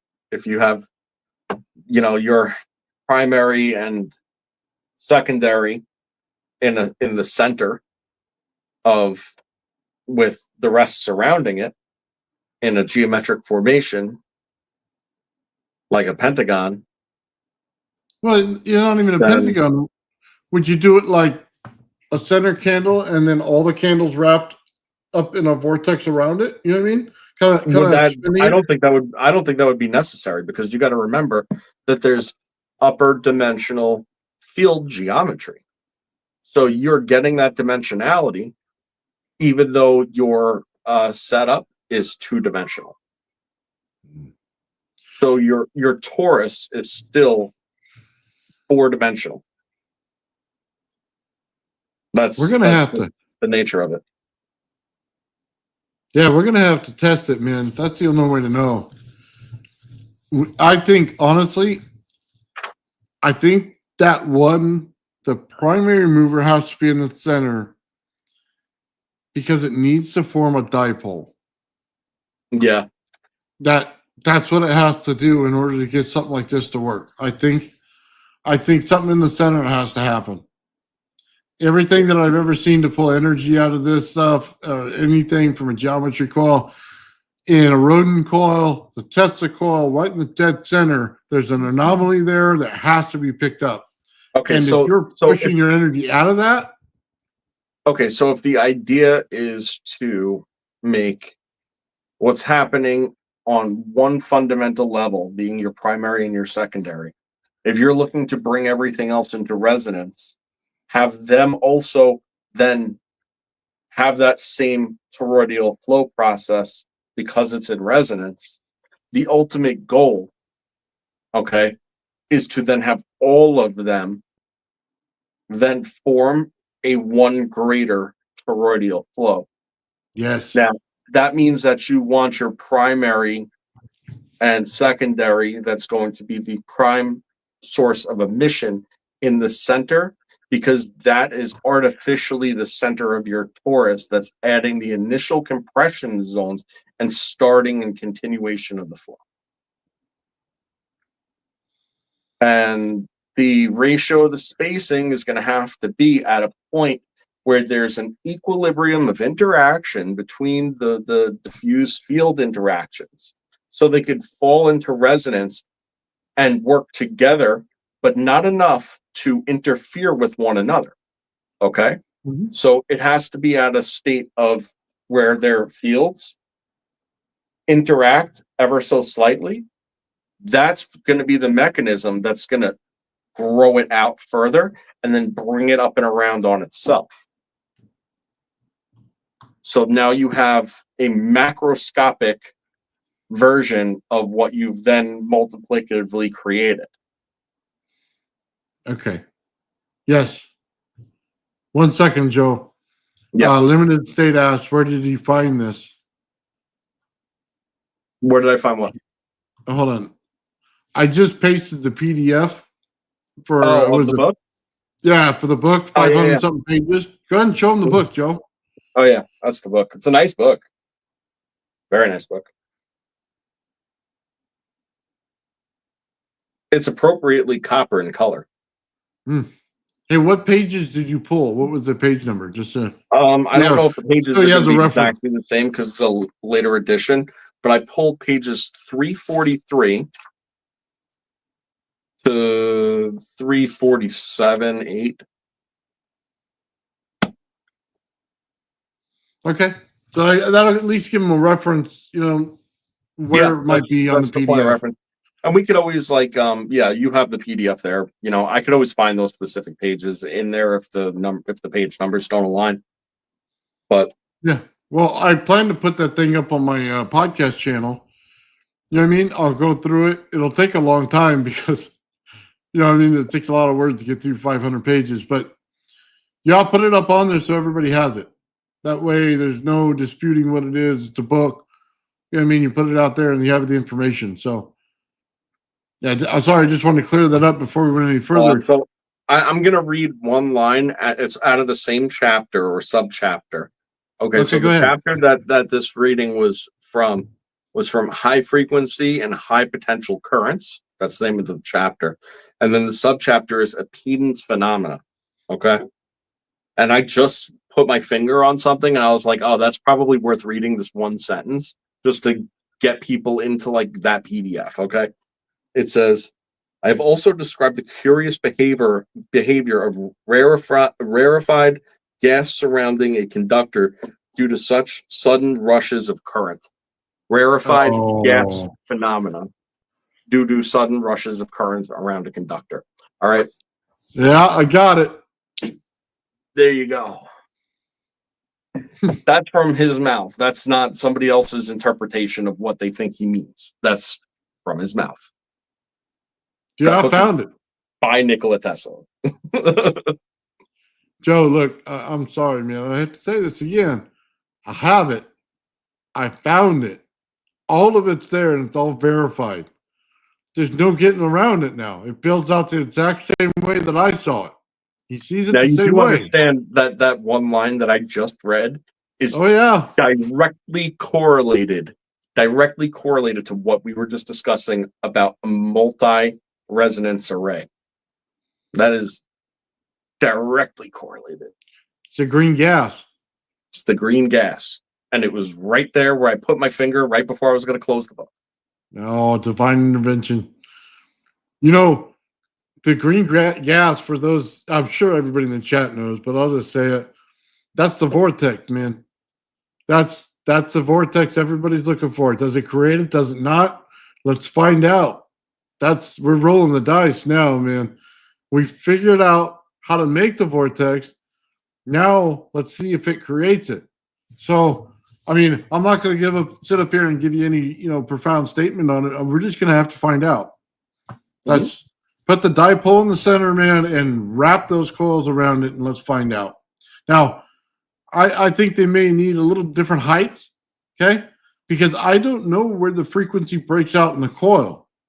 You know what I mean? Because I always see it as a vortex, but is there height to it? So do they need to be at a certain height level to pick up that same frequency, or they all could be flat?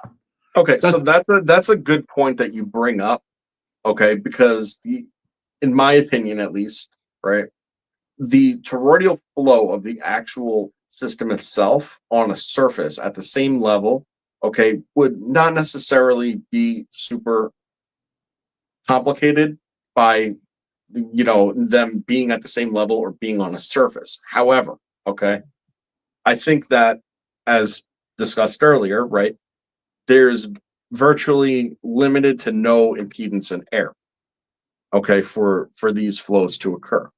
So seeing as you're looking for one expanse and then a greater expanse, having them actually off the ground,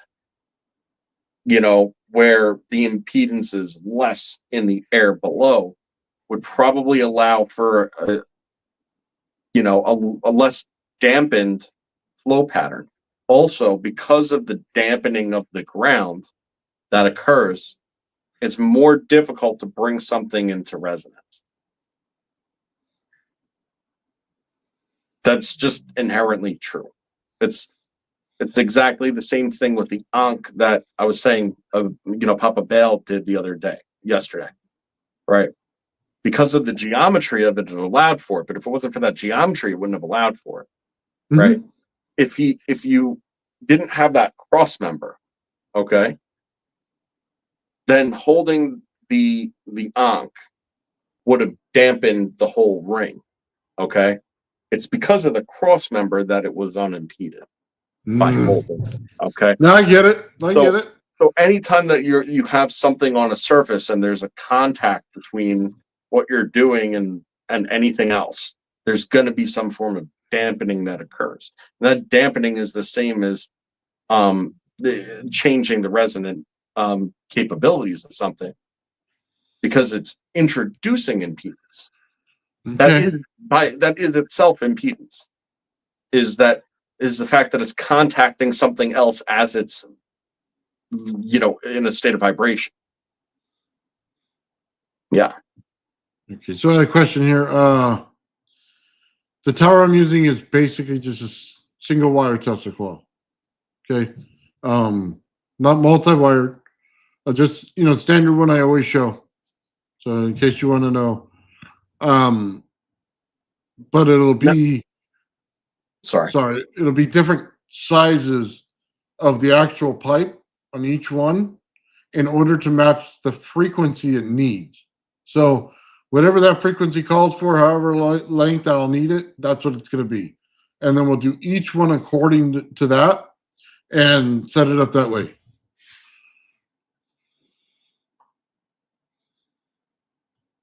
Yeah, we got to be honest about it, man. People, when you build stuff on your channel, man, people want to see it. You can't just fluff it and move on. That's not going to happen here, unfortunately. You know what I mean? You got to show, and even if it's bad or if it doesn't do what you want it to do, I mean, I'd love to see a green vortex come into the sucker, man. I'd be jumping all over the place, and I'd shut it off real freaking fast. But I'd love to see it. But I got to be honest, it could be what it is. So maybe a little Get my fingers across the little green vortex. Come on. Well, You know what I mean? Get some Yahtzee action. I mean, we've talked about colliders in the past and stuff like that, but you look at that LHC collider, you know, whatever. I mean, you don't think that there's resonant inductance between the, you know, magnetic accelerators modules, you know, that are Oh, creating exactly this just through a different way. Of course they are. Of course they are. dude. If you're- Seriously? you see, if everything's close enough to keep something in a constant state of acceleration, it's also because you have in overlapping field geometries of your accelerators that also have areas of amplification, right? So it's going to be cruising, boom, cruising, boom, cruising, boom, boom, boom, boom, boom, boom, boom, I boom, think boom, that's boom, what they boom, boom, boom. expected, right? It's what they want. That's how you get it to go almost the speed of light. Because they're trying to hit Mach at each level or something like that. You get the thing to go faster and faster. Yeah. So how is that directly related to another thing Papa Bale did the other day? Well, he has just the disc, you know, that has the permanent magnets on it. And what he was showing, which is fantastic, is if you turn the disc with the magnets on it, two values, so two magnets worth, right? The thing will spin for like 10 minutes. So think about if the effort put in to spin for two magnets. This is your math equation here. Whatever, you know, force it takes to move it, two magnets worth, and then now it's spinning for that longer duration. Okay. So that's a similar type of example as to how they get these colliders to go, except it's in an ever accelerating way because of their interacting fields of amplification. And as it builds, it just amplifies and amplifies. So every time it passes through, it's faster and faster. And every time this Oh. thing passes through, it rings it faster and faster. And the Nice. resonance changes and it increases in frequency. Oh, yeah. Right? So it's boom, boom, boom, So boom, hold on. boom, boom, boom, boom, boom, boom, boom, boom, boom, boom, boom. You know what I mean? It ramps up. So, yeah, but that's the whole thing. That's one after the other. We're in this experiment, it's all hitting at once. All the frequencies have to sing like a choir at once. Not you have multiple, you know, one in a row and a row and a row and a row. This will hit all at once, man. Yeah. It's Hold on. Real quick before I lose the comment. Yanni says, are colliders MHD? Colliders are not MHD as far as I know. We'll have to do an episode on MHD. MHD is super fascinating, but none of the things you said are MHD. In fact, nothing we talk about is MHD either, which is a shame. And frankly, between me and you, it's because of the old man's aversion to liquid mercury. But that's neither here nor there. I don't think you understand, Joe. If you build things on your channel and you start talking about liquid mercury, they're going to start asking when you're going to buy some and how much energy you're going to put into it. It'll never end. I'm not opening that criticizing you. I'm door. just saying that's why we haven't spent time on it because like. Now, don't get me wrong. If I get a huge lab at some point and I'm not sitting in my garage where my kids are, you know, in the next room, you know what I mean? Liquid mercury wouldn't be a problem to light it up, but not a chance MHD here. doesn't have to only be liquid mercury, but I mean it's generally liquid mercury. Well, Tesla was talking about it with the tuning fork and liquid mercury. Yes, he was. Because of how the energy flows through it. Yes, with lots of impedance. Much impedance. It is quite impeded. Yeah, by the way, Papa Bale's great, man. I just want to say that. I had a good time on his channel, man. It was fun. Dude, he's always lively. He told that one guy. That one guy said something bad to him, and he just told him he should have his mouth washed out, dude. From that point on, I was like a total fan. There's no getting around it, man. I watch that stuff all the time. I was a little disappointed that he didn't lick the battery, but it is what it is next time. Oh man, yeah, dude, I love that channel. Oh, yeah. Oh, it's so great because he finds every different way to mess with that motor in order to change things, and he finds every little secret in everything that he does, and that's what I love. It's that I think he said he had it experimentation. running like 36 hours with no battery loss whatsoever. Not a single point. Oh, right here, Elijah. Um, Remember, he had 3 days on his. Yep, I do. That was awesome, by the way. We got to talk to him, Joe, because he's got a cool story about UFOs, man. We got to get into that. Oh yeah, right. I remember him mentioning that. Yeah, man. Anytime he wants to come in, I think that we love that stuff. It's awesome. Yeah. He said he ran for 5 days straight. It's awesome. He got tired of it. You get tired of it. You literally gave up on it. It's like, just go away, man.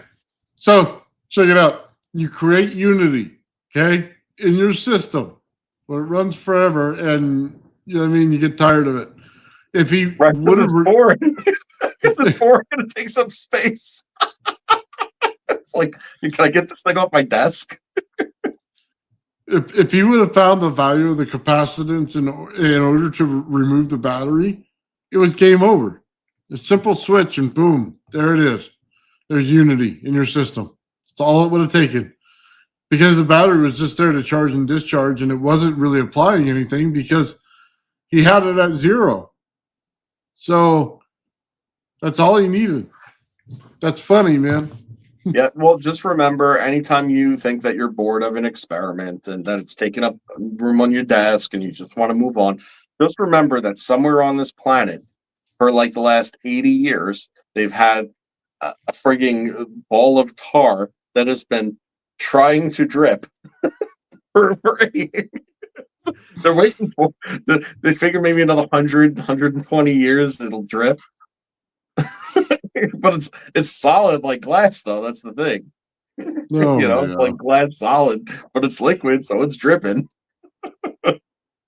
So yeah, that exists somewhere. So if you have some patience, I guess. I don't know. Well, I'll say this. You have to prove out certain holy grails in this work. 1, can you create unity? 2, can you create over unity? Okay. 3, can you create a room temperature superconductor out of wire? Okay. Those 3 things are the holy grails. And the closer you get to the first one and knock it off, then the second one, the third one. The one thing people do not want to see in the system when you do a experiment like that, in order to put it in unity, they never want to see a battery. Capacitors are fine, batteries are not. You can use a battery to start. You cannot have it in a continuous loop system, no matter what the battery is or the size of it. Those are the certain rules. I had somebody tell me, well, there's a lot of things over unity that he sees out there, and you can count the amount of lumens in order to get the number off of it. You can see it on the multimeter or something like that. Let me just tell you that would be wrong, and I'll tell you why. Because I can show you the same value at the end as there is the beginning, but I cannot tell you exactly how much is in there at any time. So it's like saying I have a buildup of charge here, and I'm saying it's proof of concept, but then as soon as you loop it, it dies. Why? Because it's a buildup of charge, not a continuous charge that goes around, right? So you have to show the continuous charge. So that's why. And you can't go by the lumens on stuff because radiant energy will light up gas all day long, but conventional voltage won't. But where radiant energy is better than that, when you go to convert it to conventional voltage, it sucks. Okay? So the different types of energy you use will tell you different answers on a light bulb, so it lies to you. So you have to loop it.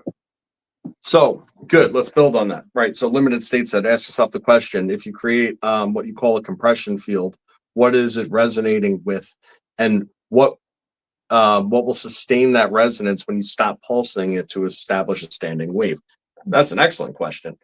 I kind of sort of think I have an answer to that slightly. Okay, go ahead. Now, whether or not it's right or wrong, I mean, your mileage may vary.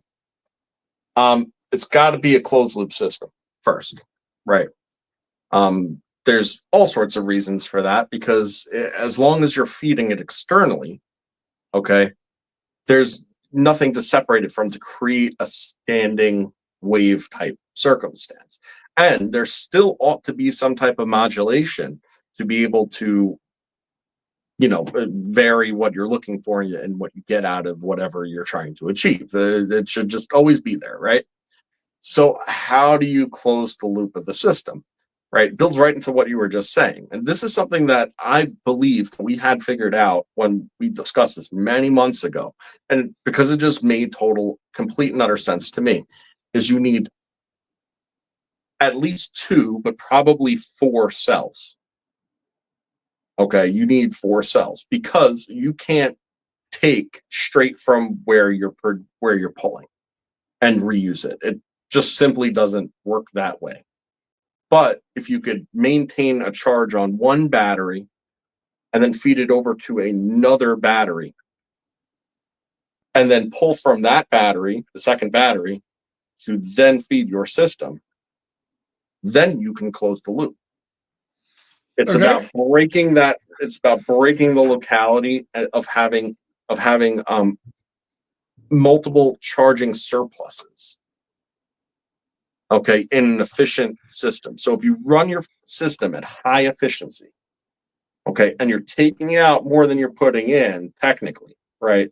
And you're having minimal losses through running the whole thing, and one charges the other, then you could pull from your second battery while maintaining the charge on the second battery from the one that you're feeding.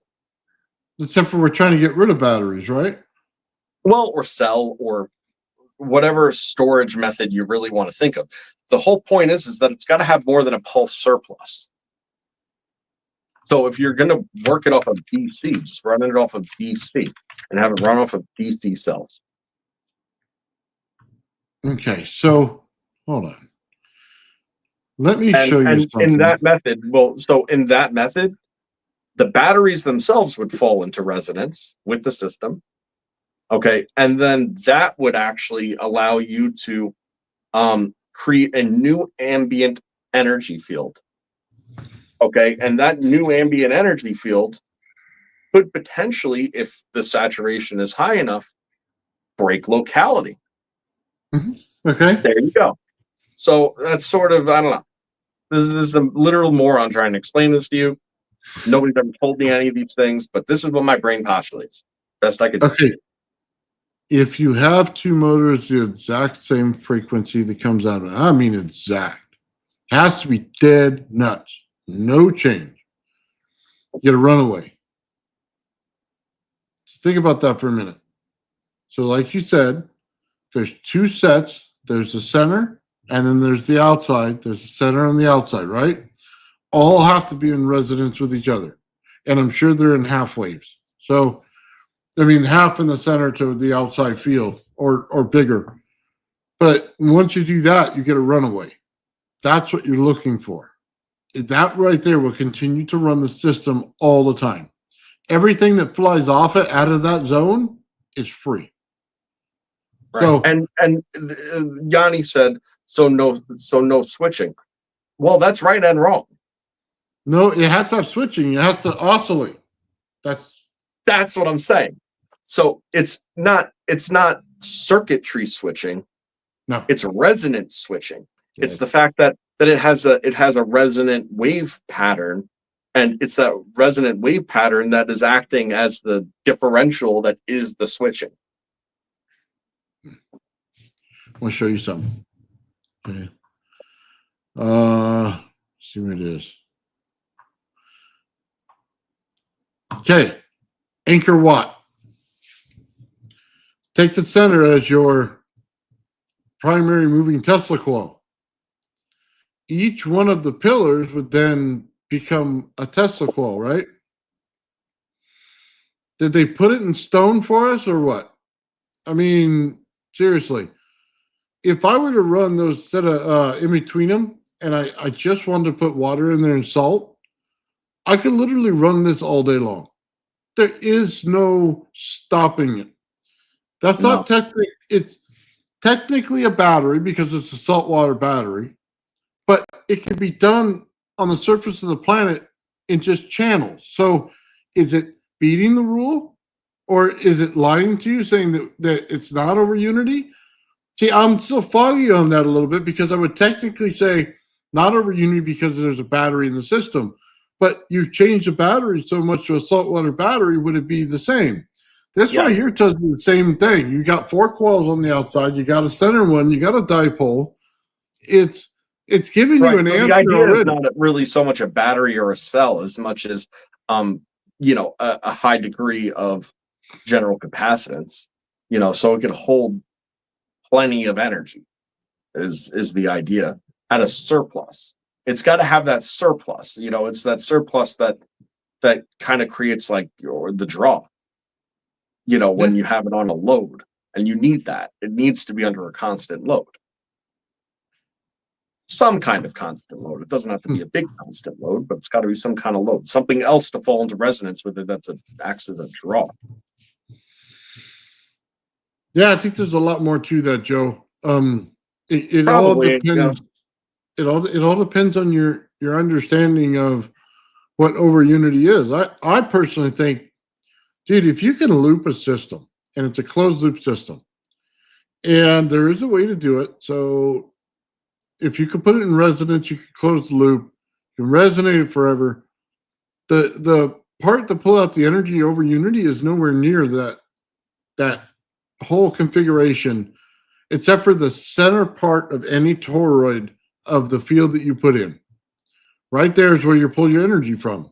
This is a known fact.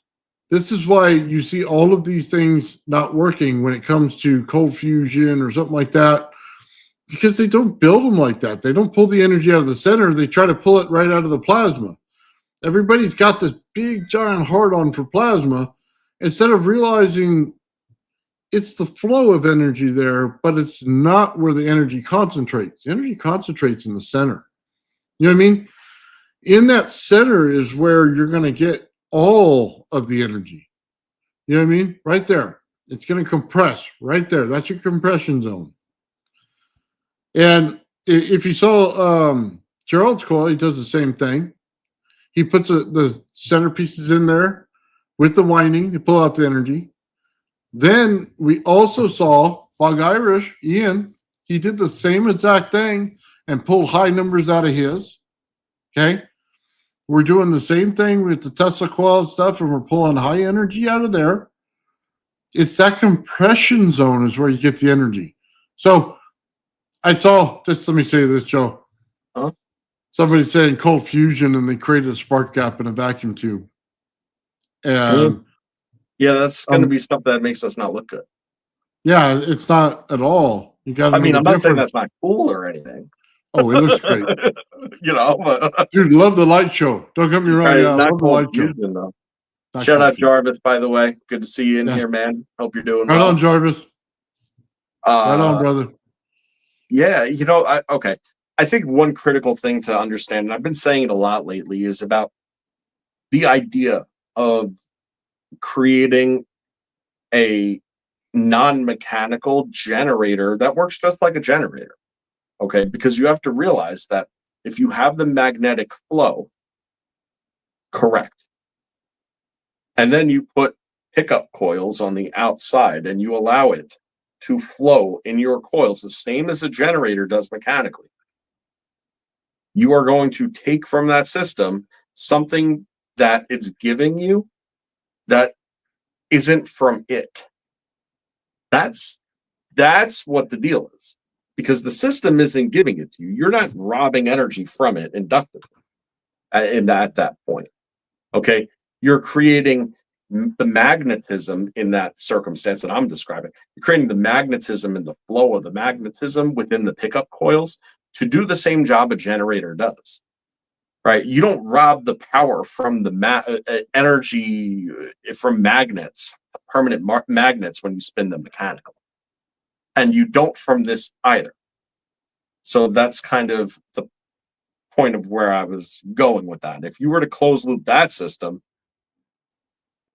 then you would actually have everything else that we discuss all the time too. It's just another means to an end. You know, but it Okay. actually falls right in line with what we were talking about before with the multiple Tesla coil array. It's the same exact principle. Same exact principle. But the more times you do it, the more fractally complex it becomes. You know, if you've ever seen you know, any of the moving fractal patterns, right? You always notice they get bigger, they get smaller, they go off, they go in, they get bigger, they get smaller, they go off, they go in. And it's that pattern. It's just over and over again, but it's always bigger and smaller. Mhm. Guess what? That's by definition fourth dimensional movement. Okay, that's exactly what it would perceive to see something four dimensionally with our senses. So you got to realize that when that's your flow, but you're dealing in upper dimensional energies like electromagnetism, there you go. Now that's your flow pattern, and it's going to create all sorts of good stuff for you. You know, like green rarefied gas. You know, By the around way, your conductors. just so I clear this up, Joe, that when I just say the spark gap, you realize there's a giant rod down the center of it. That's where they're pulling the energy from, and that the plasma flow is flowing around it. Okay, so they're not exactly doing it the same way everybody else is. They're taking a gigantic magnetic field to hold in the plasma in order to try to compress it. They're compressing it in a tube with a rod down the center to pull it out. That's how they get their voltage out of it. That's, you know what I mean? They're creating a compression zone in order to do it. Now, they don't use the right stuff in there. Plasma is the wrong answer. Radiant energy is the right answer. And they'd have to build a better shielding for it in order to contain it, to compress it. That's Edwin Gray. They should have, learned what radiant energy was. Instead, they used plasma. It's a way weaker field. Would change that whole experiment, by the way, if they learned that one. So that was just my 2 cents on it. It's like, yeah, I'll just say it that way. It's just my 2 cents on it. So that's the way I would change it anyway. Sometimes, man, you got to look into a lot of these things before you do it, like that stupid rod. Freaking rod, man. My potato beat it and how much energy it gets. They say you're pulling the magnetic field. You're not. You're compressing a radiant field to flip it, and that's how you're getting energy from it. The problem is you're not compressing it enough in order to flip it enough in order to get that. I mean, we see that all the time. As soon as you compress one of these fields inside of a separate container, it starts to become radiant. Well, if you're in a radiant field, how do you do it again? Well, you have to introduce some kind of voltage to it to flip it. That's why a DC flyback in a radiant field will flip it. That's why lightning will start to flip the field in that general locality, is because you're switching it. That's what's going on here. And we're not paying attention enough to see it all the way. But once you see it in the lab in a smaller setting, it makes sense all day long. This is doing it in this area. Why does it go to everywhere else then? Because it's compressed in that locality. It cannot go everywhere else. It's the nature of it. You don't have enough energy there to flip it. Our Earth is huge. The amount of energy there in a radiant field is huge. That little sparkler that it makes, that we call lightning, is not even in comparison to it. Although that's what we think major energy is. And the sea of energy is so much bigger. Yeah, for certain. I mean, right in that chapter that we had from the Tesla book today, he was talking about Wardenclyffe without naming it, and he was directly referencing, which again, it didn't come out in my little thing that I did, but he was talking directly about the variation of the Schumann resonance and how just being able to hit that Schumann resonance with it would immediately unleash it. Immediately. It's instantaneous and it's worldwide. Oh, we had John on Pigment. He was talking about it, right? And he said the same thing. There's so much in there with that Schumann resonance. Once you hit it, and it actually can penetrate the earth with the frequency, it'll bounce back and give you all the energy in the world. So But why Wardenclyffe? Because of the height of it and what it had at the top. Because the whole key to it was bridging the gap. See, you have a diffuse zone, and we've talked about this before too. There's nothing that we haven't talked about. We've always, right? So there's a diffuse zone that comes off of the surface of the Earth. Okay, and that's the diffusion between our atmospheric energy and our Earth ground energy. Mhm. So it's at almost a state of equilibrium at ground level, anywhere you are, no matter where you are on the ground. But the further away you get from the ground, the greater that differential becomes. So then what you're able to do at that point is create a pump, and you're able to throw it into resonance and connect the two. The two Yeah. are not generally naturally connected, because even things like mountains, for instance, that go into higher energy zones, so to speak, they're still ground because they're still at Schumann's resonance. See, you have to create an artificial differentiation and then run the Schumann's resonance into that, into that higher energy potential, and be able to meaningfully then redirect it, create a flow pattern to redirect it. And that's what creates your circuit, and that's the deal, bro. That's the deal, bro. That's it. Like, you could probably get something just by reaching Schumann's resonance at Earth's surface, something, but it's not going to be that big. You need the height. That's what creates the differential. Yeah. You do need the height, that's for sure. Yeah. Size matters. Doesn't matter what they tell you, bro. Size matters.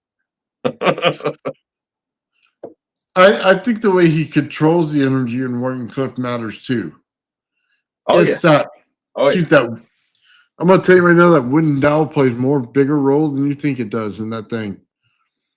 Compressing that field inside on that wooden dowel, it's money. I don't know how to describe it as best I should. I know this.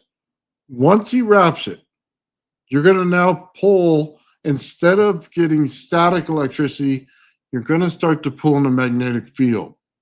That's what it's doing. It's bringing down the frequency and it's bringing up the amps inside that field. Just by putting that wooden dowel down it, that's what it's doing.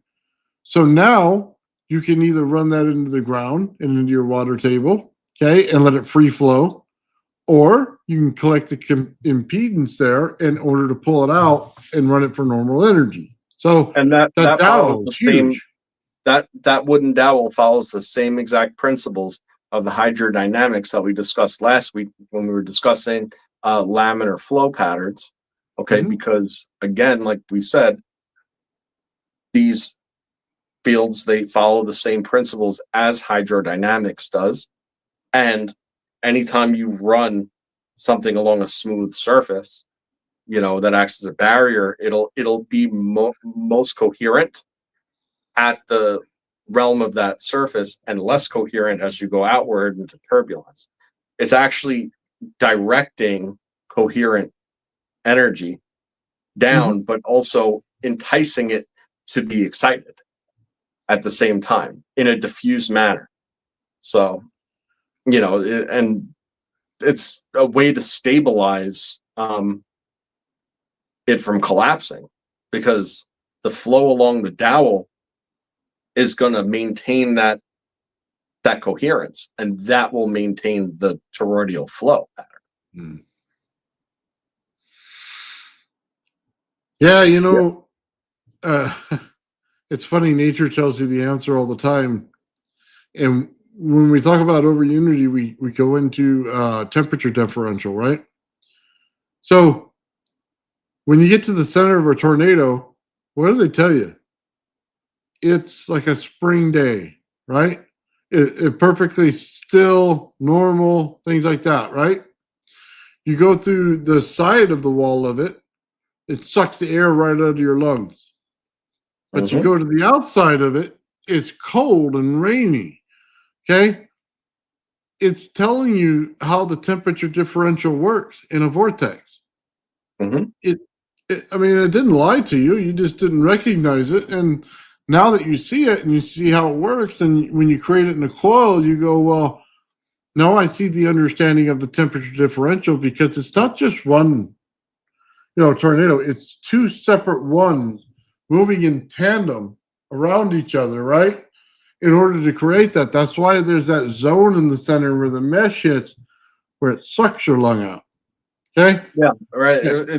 It's a continuous yin yang is what So- it is, and it's both sides of every coin on both sides of the coin. It's that's the separation that has to exist in order for these patterns to occur. Because as soon as they start to reach into the turbulence and stuff like that, it falls apart, it collapses. So then the flow patterns come. Let me throw a story out there for you, Joe. Guy's over here by the Bermuda Triangle. He's going to fly to Miami, and he hits this thing. It's like a tornado in the air, and it's going sideways. So it's creating a tube inside of there with structure, with the center hole open. His engine's going the same speed, but when he gets through it, he has a full tank of gas. And the amount of distance he traveled, it would have gave him like an eighth of a tank of gas by the time he got to the other side, just enough to land, right? He's traveling the distance in time through that vortex. That's what he's basically saying. Now, you had talked about the vortex being closed. If the vortex is open on the other side, then the center is wide open. If the vortex is closed on the other side, then it's closed and you hit a wall. You're done. You're disappeared from the reality. But if it opens on both sides, right on through, you just traveled through time. You know what I mean? So it's an interesting concept. Now, the guy tells the story quite a bit, man. It's everywhere, all over How the long was internet. he in that vortex for, per his perception?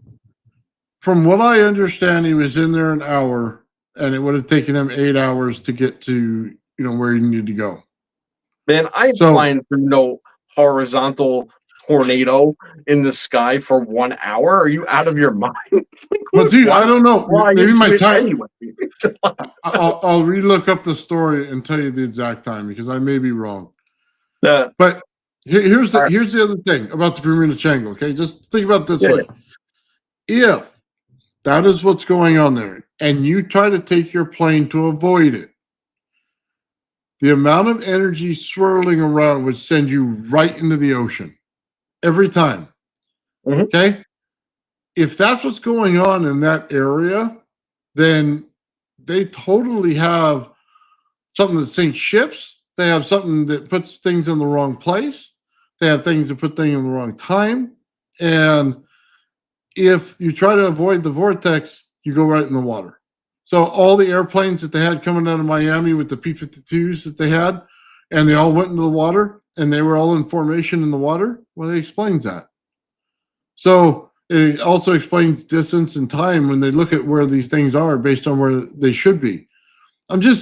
Look, I know it's in the woo, Joe. I understand that. But oh no, I love the story. I'm throwing the emojis up because that's some woo stuff. But yeah, I'm not saying it didn't happen. But it also goes into when you what MH370. It looks like it disappeared. Did it? Did it hit a vortex you didn't see? Was that thing created where you couldn't see it? So was it not open on the other side? Oh, well, okay. So there was absolutely a vortex in that situation that you could imagine because of the orbs, but you didn't see because it's not a vortex in terms of airflow. It's a vortex in terms of electromagnetic emission, and charge separation and building capacitance and everything like that. And then, once it was ready and there was a convergence and that high of a frigging, like saturation at that one particular point, you know, you get a tear, bro. You get a tear, and now the plane's there, and it's got the opposite charge, and But bang, that's what I'm where's that thing asking. going? Did it disappear, or did it just flatten out and erase from resistance?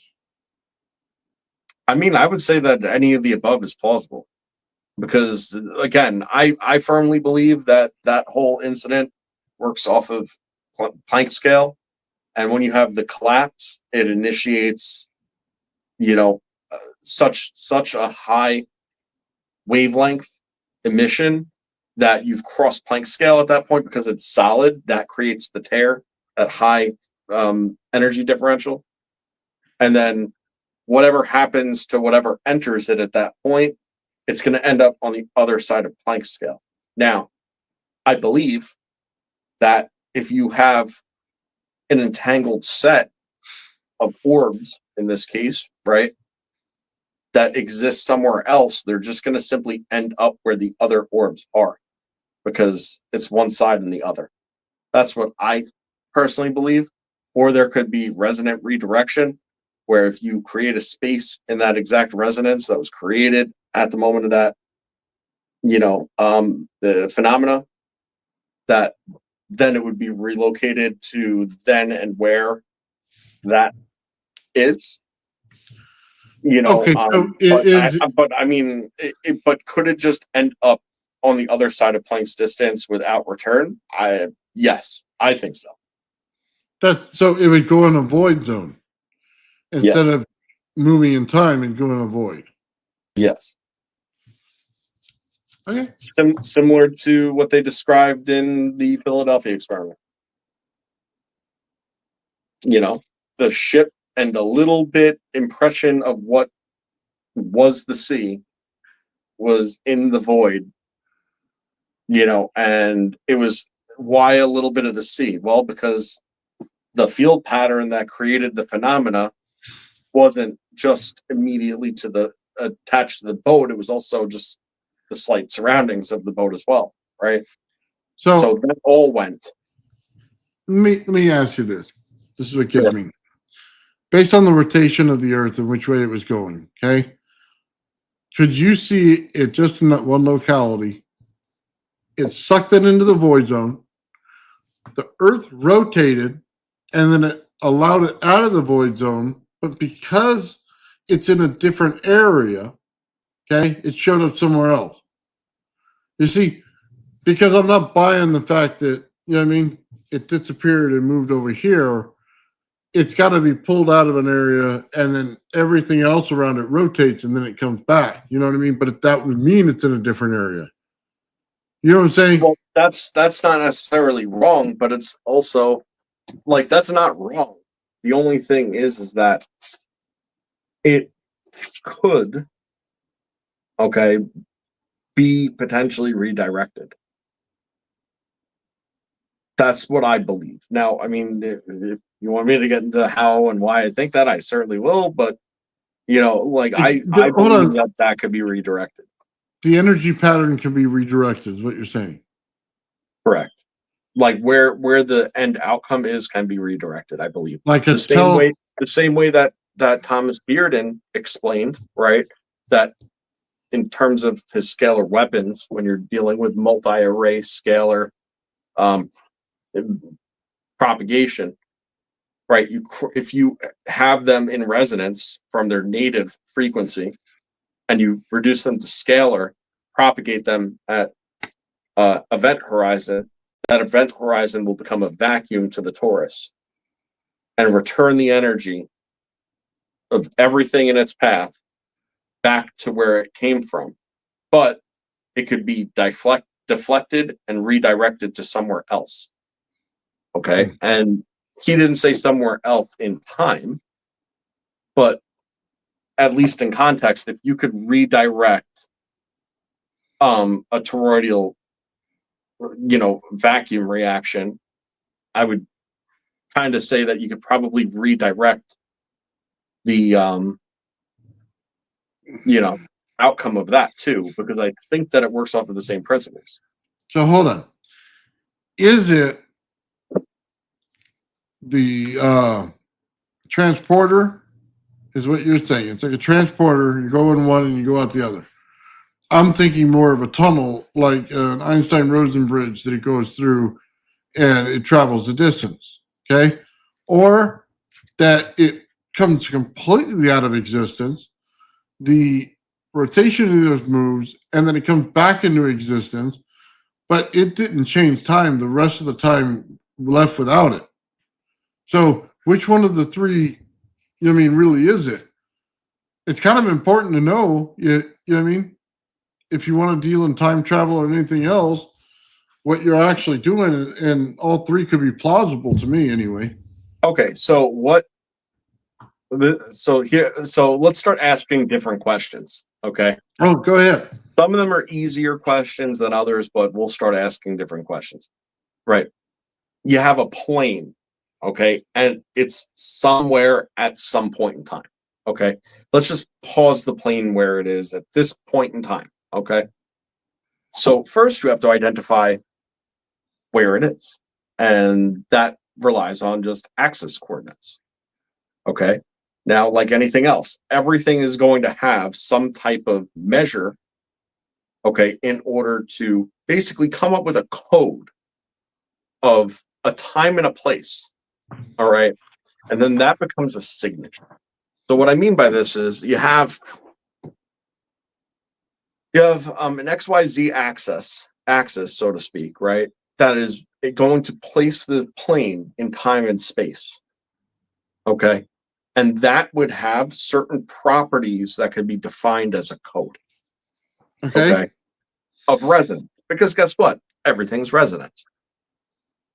Then the time too would also have some type of resonant code to it based on that location. And once you have the location, and then you have the time signature, and then you have the computation of what the frequency is, now you start your cycle with that native frequency. Okay. If you have something entangled to it, meaning that same exact resonant frequency, that's your entanglement. When it enters and closes because of the exploitation of the charge differentials, then all of a sudden you have it reoccur where the resonance, where that paired state is. So because they're entangled, when one collapses, the other collapses too. And when one collapses on one side and eats the plane, the other one collapses and spits the plane out. And it all just has to do with a very hyper-specific frequency. And chances are, there's, in MH370's case, there's a high potential that the orbs themselves were programmed not to the specifics of the plane, but the specifics of where they wanted it to go. Okay. So they already know where and when they want it to go. So they have that math already done. Now all they have to do is excite the plane in a way that it's in resonance with what they're trying to achieve, and then have the collapse occur, and then there you go. I know it's a wild oversimplification, but that's, if you look at resonance, hyper-specific resonance as a code, then that's how it would work. No, I understand that. The only problem is that whole scenario takes into no account for the rotation of the Earth. So in order to get back to that same locality on that resonance scale, dealing with scalar, you would have to hit that exact same point somewhere. But when the Earth's in rotation, you'd have to wait until it rotated back to that same spot in order to do it. Because the land and the outside of the bubble that we live in and the land are probably at two different speeds. Okay. And when you start to get that, in order to nail down that scalar in that frequency at that spot, depends on where the landmass is versus the sky is. You know what I mean? So then you'd have to wait for the world to come back around if it hit at that time, or it might take 350 cycles just to get back to that same exact spot. Do you get what I'm Okay, so saying? everything you're saying is absolutely fundamentally correct, but there's one little hiccup with what Go ahead. you're saying, and that what you're saying is only dimensionally relevant. It's only dimensionally relevant, and we're not dealing. No, I understand. And we're no longer dealing on the plane anymore. We're not. So all these principles, they're all correct, and they're novel, good principles that would generally apply to everything else, except for once you cross over that Planck scale. Once you get over the Planck scale and you're in that void, everything you just said means fucking nothing. Yeah, but to return, you would It have means to have it. nothing. No, but that's your return address. In order to return, you'd have to have it from the Planck scale. Well, That was your so key to get in. In this particular case, it's that whole Planck scale situation. You asked before, does it end up in the void? The answer is, well, yeah, kind of yes, kind of no-ish. The answer is it could, right? Now, it would enter the void and exit the void. It basically create a wormhole because of the entanglement of the resonant entanglement. So, okay. I'm making shit up as I go along, but it sounds pretty good. So go play with me here. No, hold on. It'd be in the center of an Einstein-Rosen bridge going from one end to the other. It would not be necessarily in the technical void where nothing is. It'd be in the void of that bridge. That's what you're saying. It's in the void of the bridge, traveling at faster than light speed because it's entangled. So there would be no perceived in the void. It would just be from here to there instantaneously. But I'm describing the void as being negative space or separated from regular space. You know what I mean? I forget the name of it. The void is both the mass expanse and collapse is what it is. It's reality and time collapse, and whatever is in it is a full expanse. It's a full so hold on. We're missing each other in terms here, and it's very simple. Is it part of reality or is it out of reality? Okay. If it's part of reality, it's going through an Einstein-Rosen bridge. If it's not part of reality anymore, it's disappeared from existence completely and it needs a code to get back in. Yeah, the funny thing is, reality is so much stranger than fiction. That's what it boils down to. That was right around. Reality is a lot stranger than fiction because the crazy thing is it out of what we know as reality? Yes. Is it out of reality? No, because it's a thing. This is something that can and does happen, I suppose. I'm going to break out fucking Marvel's Quantum Mania on you if we keep going like this. All right, we'll just accept it for what it is, which I don't know what it is anymore because I'm even more confused now than when we started. So, okay, well, let's just say it has nowhere to go. I asked that because they start to see things in the past that burrow themselves into walls and stuff and leaves a signature that they were there, but the metal's long since decayed away and moved on, right? Like you see stupid things in there. It could be like a UFO, but it doesn't look like a UFO, but it could be, you know what I mean? Was it a chance that we built something and put it back in time? You hear Otis C. Carr had what was his name on the Ralph Ring, and Ralph would say the thing just disappeared.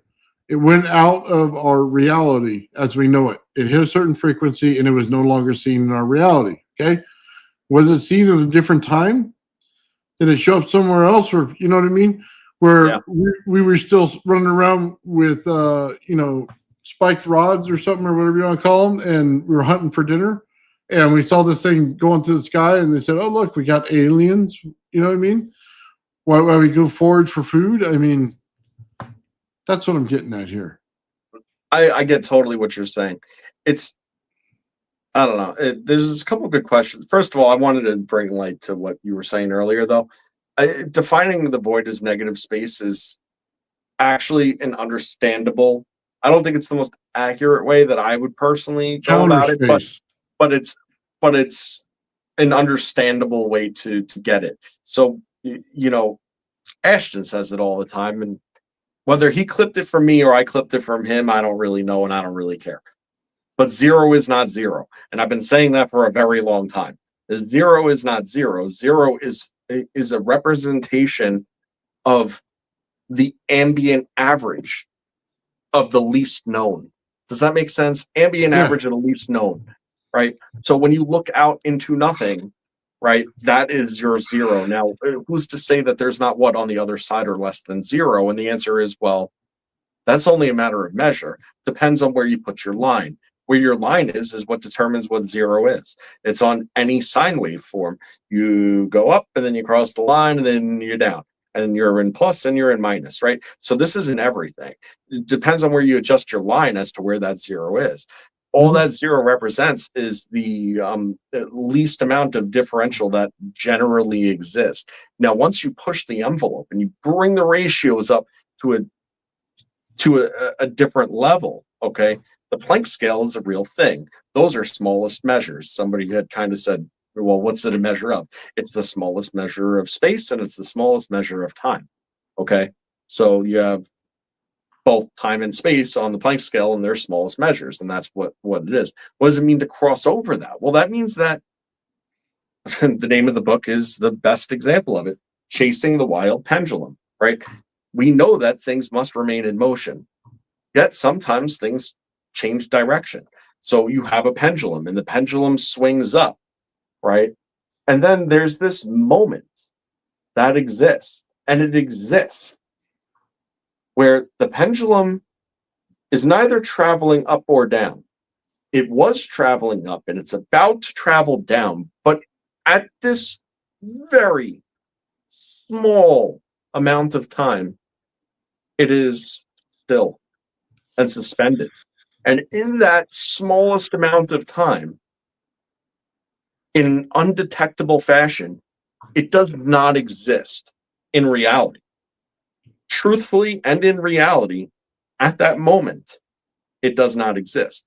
And everything that we see and do experiences these things all the time. So it's that moment when the sine wave is coming up and it's at the top of the node and it's at the highest point that it could possibly be, and it's about to drop off, but it hasn't yet. You just crossed at that moment of time, you just crossed Planck's distance. So every time that a wave, okay, is any kind of wave, all right, is occurring, 2 times per cycle, it actually crosses over Planck's distance. Now, if you could focus all of your energy and then create a large enough differential of charge separation of your environment at that exact moment in time, it opens up. That's the deal. That's how that's what the cross is. It's being able to hit it, it's, at that exact moment in time. It's throwing the apple up in the air and then hitting it with the arrow just at that moment that it was still. That's what it is. It's the same thing that you were saying with the piezo buzzer all along. Well, when you hit it at the right spot, you get this huge spike. You get this huge spike. You get the huge spike, and it opened up. You hit it, and then you have all of a sudden you have 3 + 3 = 15. How come? Because it was open. And if you get the timing off, then it doesn't happen because it's all a sequence and timing thing. And that's what resonance is. So, realize how this all goes full circle now. Then understand how an airplane flew into the void for a little bit and then ended up at Diego Garcia. That's it. Yeah, it's a little bit more. Anyway, I just wanted to put it out there, guys. I gifted 5 memberships out there for people. So congratulations to the new members out there. Throw the emojis up. And then earlier on, right here, man, from one perspective, gifted some memberships, 5 memberships as well. So thank you for that. I just want to make sure I recognize that. Yeah, no, thank you again, man. That's big. Appreciate it. So yeah, we're trying to figure it out, man. I'll be honest with you, Joe. I'm kind of lost on that whole time travel thing. It's not what I want it to be, and that's probably why I'm bent on trying to figure it out. Because I want to walk through a portal and end up at another time. And the sad thing is you can't get back because you didn't bring those hardware for the portal back with you. So you have to build it again. But that's my thought about it. I want it to be that way, but unfortunately, I don't think it's that way at all. I don't really know, and I don't really claim to know. Just opinions here. But what I do know is that if done wrong, it leads to dematerialization. That I could explain to you in a very matter of fact. Oh, yeah. If you're out of resonance with whatever's going on, and that occurs, sucked of all energy, fully dematerialized. Looks like teleportation, but it's not. It's full annihilation, and it looks exactly the same, except it's a little bit critically different. Oh, it looks exactly the same to everyone else except for you. Oh, who correct. are annihilated. I don't think that you have time to even understand what happened. I think that you're just, and then think about it from the spiritual sense. Then your energy is literally sucked and annihilated too. So what that means, I don't really know. Yeah, to everybody else, it looks like me eating chicken nuggets. That's what it looks like. But to that chicken nugget, it's getting annihilated when it hits my stomach. Just a way to look at it, I guess. Huh. Oh, man. Yeah, we went like all over the world today on this one, Joe. But I'll tell you what, man, that resonance, I've seen people that get spark caps and they go, man, it usually runs at 250 degrees. And he goes, now it's just running at the temperature of the room. Well, because you finally hit resonance in your system. And, you know, you see a lot of people, man, I'm getting a lot of resistance from the circuit. And then every once in a while, it'll just run perfect. Well, there's a resonance point there. And then you get other people who go, well, it's creating something in there and I'm getting things to go through. Gerald always talks about to create some kind of mass when you go through there. Then it goes out of resonance. Why? Well, you're trying to keep it in the same frequency. You just added mass to the system, which puts you out of resonance, so you now have to recompensate. So that's why you use the Slayer exciter that's ungrounded, because it automatically goes back to the frequency, which puts it in resonance, which you need, where a ZVS does not.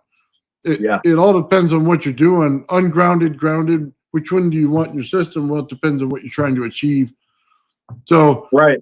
I mean, well, that's very similar, if not, the same as phase modulation, which, by the way, is if you want to think about a stereotype, what sound does a UFO make? If it makes any, what sound does it make?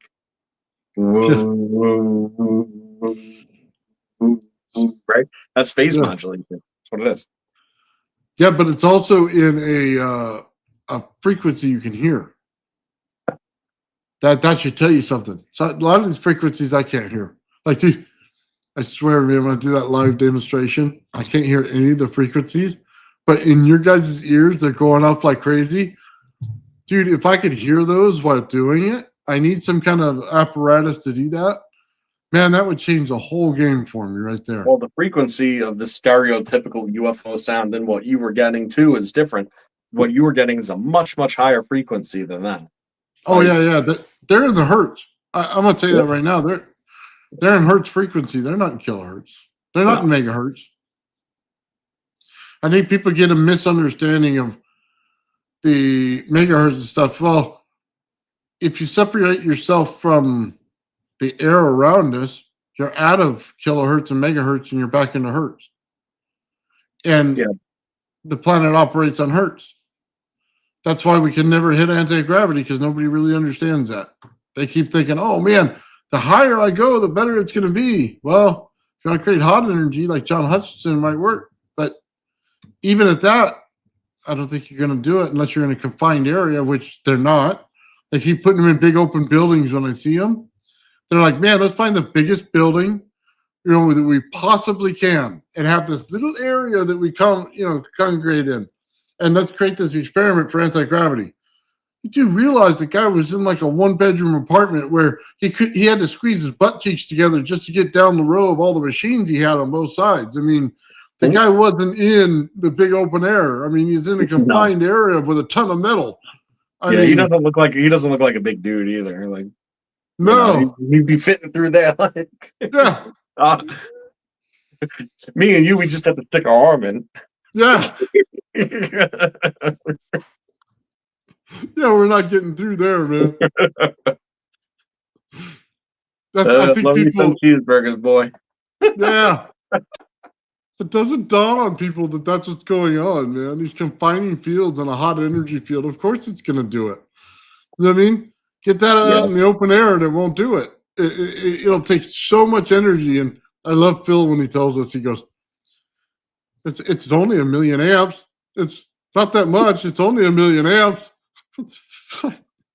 Let's ride the lightning, huh? Yeah. All right, for real. It's like coming up from Niagara Falls, for Christ's sakes. Like, Oh, just cracks me up because he did the math right. It's just, dude, 1,000,000. How you gonna be in 1,000,000 amp field? Like, dude, you're not. You're gonna be like, as soon as they turn it on, you're like disappeared, like you incinerated inside the machine, and all the metal around you just went to molten. You know what I mean? Metal and just fell down. I really can't even comprehend that kind of amplitude, so I don't really know. It's Well, a hell of a waveform, I'll tell you. Like, I don't know. Hell of a wave. we take literally a ZVS that puts it in a coil and makes a heater, and you drop metal in there, and it just levitates right there. But it's molten in its levitation, right? And that's from a little ZVS powered by what, 24 volts? I mean, I don't even want to know. That's maybe 10 amps, 15 amps, a 1,000,000 amps. I mean, dude, you're not even molten. You're just gone. You're like a dust in the wind. I don't even think you get dust out of it. You don't achieve that. So, yeah, I that's don't bad. know. Those some big numbers, man. I got 10 fingers and 10 toes, and Count them all. that way I could count to 20. Oh my god, dude, that's so funny. All right, Joe, real quick, I want to put up your fundraiser. Let me find it here real quick for everybody. Thank you. I appreciate that. Yeah, if anybody wants to help me get out there mining a little bit more, my goal is to be able to sign up for a yearly membership to get out there and find some really cool specimens just to have and also to share with Nathan and Sean. And frankly, if I have enough finds over time, anybody who might need a pure piece of quartz for some kind of experimentation. I know there's a few things that I want to try out with it. And I think that it would give some good content for the channel. Also, we could do live digs and stuff. We seemed to have a pretty damn good time with that last time. Oh, dude, yeah, we had a great time, man. You were doing all the work, and we got to sit around and commentate. I think it was great. I mean, listen, you need to sit there and bang rock and curse to myself, or at least I have somebody to complain to, Plus, it makes finding something that much more exciting when I can be like, look at this or whatever, like it's pretty cool. You found a lot. There was a lot in there too. Yeah, they weren't real huge, but there was a lot of them. Yeah, I got a decent amount. I did not go home disappointed at all. But at the same time, I know that particular place it's literally world renowned. So they have multiple world records of different types of quartz that came out of that place, and it's only been open for like 3 years. So it's totally fresh, virgin, like mine. That it's not like I'm sifting through what other people left behind or something. I'm hacking it right out of where it comes from.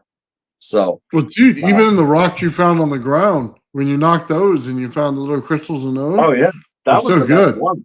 Well, this one was the best one. This one I found loose from all the stuff I was breaking up. Hey, where are we? I sent you the pictures of it, but yeah, this one has like maybe 7 or 8 facets on it. I mean, and then it had one side where it was attached to the rock face that was rough. So it wasn't perfect, but I mean, it's nice, man. It's beautiful. Yeah. There we go. That's a shot. Jarvis said he watched that one, by the way. Good, man. I'm glad. Thank you. Thank you for watching it. It was a good time, man. I really can't wait to get out there and, if I get together enough on that fundraiser, any little bit of I appreciate and really helps. Then I'll sign up for the yearly pass. But if not, I'll just have to wait until I could have a little bit of time and money to get out there again, and hopefully it's something I could do, because I really enjoyed it. Yeah, dude, it looked fun. I mean, I'd probably be tired as heck too, but it looked fun. I'll tell you what, man, I felt pretty good the next day. Like Did you really? yeah, felt okay. Nice. That was good, because by the time I was on the air with you, man, it was like 1 something, right? My time. I had already been out there since like 8:30 in the morning, really giving it the goods, because Nice. I was fresh. So like, I mean, I was working hard out there like the first half of the day, and then by the time everybody, I was on and everything, it was kind of like chill, relax, see what we could find. Still working hard, but not too bad. It was fun. Yeah, dude. I'll be honest with you, man. I would have been out there for the first 2 minutes, if I can get 2 minutes, smacking that thing with a huge sledgehammer as much as I could, and then I'd probably fall over and die. I'd be like, Yeah. I think I had enough for the day. I mean, I'm out of shape the way that it is. And it kind of sucks, because I used to be pretty active and whatnot, but lately I haven't been, and it kind of caught up with me. I was like a little bit concerned, not concerned, but like I was going out there. I'm like, yo, there's a good chance that like I'm gonna get halfway through this day, and then I'm just like, you know what, I'm fine, I'm good. But man, I had no problem staking it out, and then I didn't feel like crap the next day. I'm like, all right, maybe I can do this, and actually a few days later felt pretty good too. So yeah, I held up. That was nice. That was a surprise, pleasant one. Right on, man. That's awesome. Yeah, Gotta find one of those by my house. I'd like to do the same. So there are other places I could go, by the way, by me, that are a little further away, not much, a little further away, but substantially less cheap, like less money, like a lot less. But the only thing is that I'm not going to be finding like that place has things like this thing. Like the other places that they don't really have that. So, maybe in the meantime, I'll go to some of the smaller places just to keep in it. It's a nice day out. Well, even a place that's got like, to be honest with you, if you go to a fair that has a bunch of the crystal stuff, or you go, you know what I mean, something that's by you that they have a big event for it, it'd be cool to hang out with you. You know what I mean? As you kind of went through the crowd and checked out the different shops and who does it and what are they doing with them. You know what I mean? That'd be cool as well. All right. Well, I'll keep my eye out for something like that. Yeah, they've got to have something. I know that not too far from me in Albany, they actually have a minerals and crystals of New York exhibit, and it's like a pretty big exhibit. And that's something that I've wanted to check out, and I've only ever really known of it or seen it because there's one video on YouTube, and frankly, it's very, very hard to like appreciate anything the way that it was filmed. I appreciate the fact that the person put it out there, because if they didn't, I wouldn't even know it existed. So nice. That's something too that I could do, but they have all sorts of cool stuff there. They have a high voltage plasma museum somewhere, and I saw that one on YouTube, and it was awesome, bro. I'd love to go to a place like that. I don't know if it's in New York though. I don't remember where it was, but it would be cool to go to something like that, dude. I'd be like, can I come and work for you guys for a little bit? Because I'd like to, light some things up over here for you. Well, I'll tell you what, I went to the Franklin Institute in Philly a few years ago. And they have a massive Tesla coil there in a Faraday cage. And they discharge it and stuff, and it's loud. That's about it. I mean, you get to see some lightning bolts hit in the Faraday cage. It's loud. That's what you get out of it. Makes you want to take some wire in there and be like, what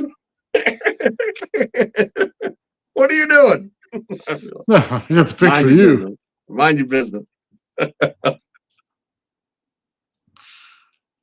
Oh man. So yeah, we'll have to build some coils, Joe, and see how this works. And we got to get you a coil is what I need to do, because then Yeah, you know what I be mean. cool. You could do some of the experiments with us. Yeah, well, that'd really be frightening to find out because I'm a total numbskull, bro. You don't know how accident prone I am. I'm still alive though. That's good. We'll have you turn it on for the first time, man, and put the rod down the center and put it into the water or mud or some kind of cool thing you got, and All just see how the fluorescent lights up, man, so we can get your first reaction to it, so that you can be like, oh my God, that crazy old man was right. Yeah. So, All right. Well, all good things in time, as they say. yeah, I built you a good one. I'll look forward to that. I'll run it while I'm at work to keep me entertained. To keep me awake or whatever, you know. Oh man, you have so much ionized air in there and stuff, and all kinds of crazy stuff. Keep the windows open. Dude, you gotta. And I love the smell of ozone, by the way. Like, Yeah. I'm one of those guys that are just like, freshness. It's not the same way, man. I know have it's to not open the same way. I have to open the big garage door every once in a while. It gets to me. Like, Yeah. you don't realize what it is, and then you go out of the room, come back in, and then it hits you in the face, and you're like, wow, I was sitting in this. So, yeah. You know, I didn't know really anything about ozone before I bought this thing that I took with me hunting all the time because people swore by it, right? And it's called an ozonics, right? So what it is a portable ozone generator. And knowing what I know now, I mean, all it is a glorified spark gap that runs off a battery, Mhm. you know, and it throws off purple plasma, you know, and It does. it's got a fan that just kind of kicks the ozone out, and then it's shaped in such a way that it creates a blanket of ozone. So you could, and it comes with all accessories where you could either like put it in like a hunting blind, or you could screw it into a tree and put it over yourself. So the whole entire principle of it is, you know, whatever direction the wind's pointing, you just point it in the direction of the wind. Any of your scent that blows off of you blows through the ozone layer, and then that's it. It's gone. Mm. And you know what they got on these things? Like $700. Really? Yeah. Just saying. Ugh. The batteries were expensive too. Yeah. Well, they put it in a little pressurized zone, don't they? Inside there? Hmm? Do they put it in a little pressurized zone, the spark gap? No. It was just a horizontal spark gap, man. It was like it was just like I'm trying to remember. I think it was just like a carbon rod that they had a coil wrapped around, and then they were just running it.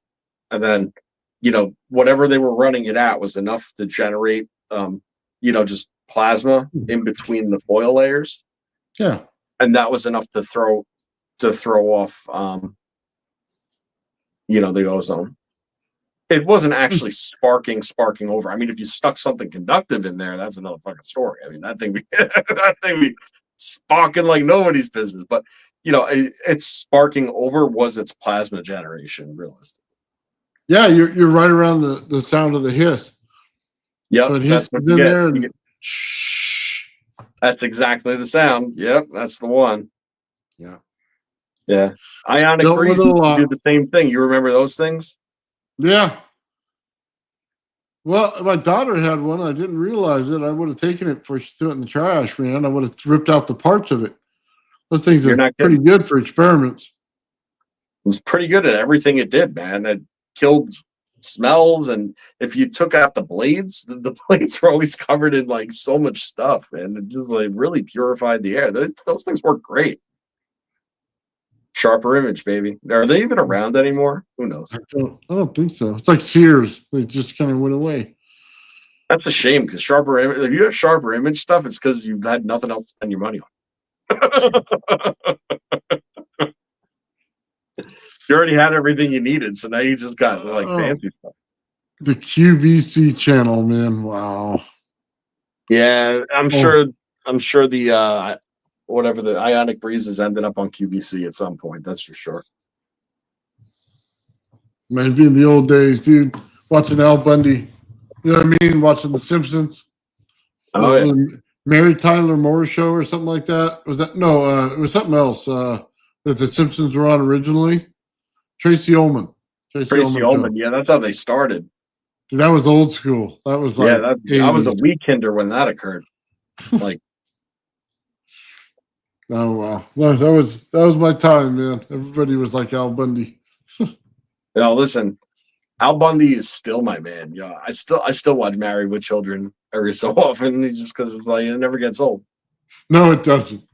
His jokes just get better with age too. Oh, absolutely. It just goes to show how damn sensitive we've all become. Bunch of pansies. Yeah. It was like, but he had it right. Like he was 100%. He's like quintessential in what it is.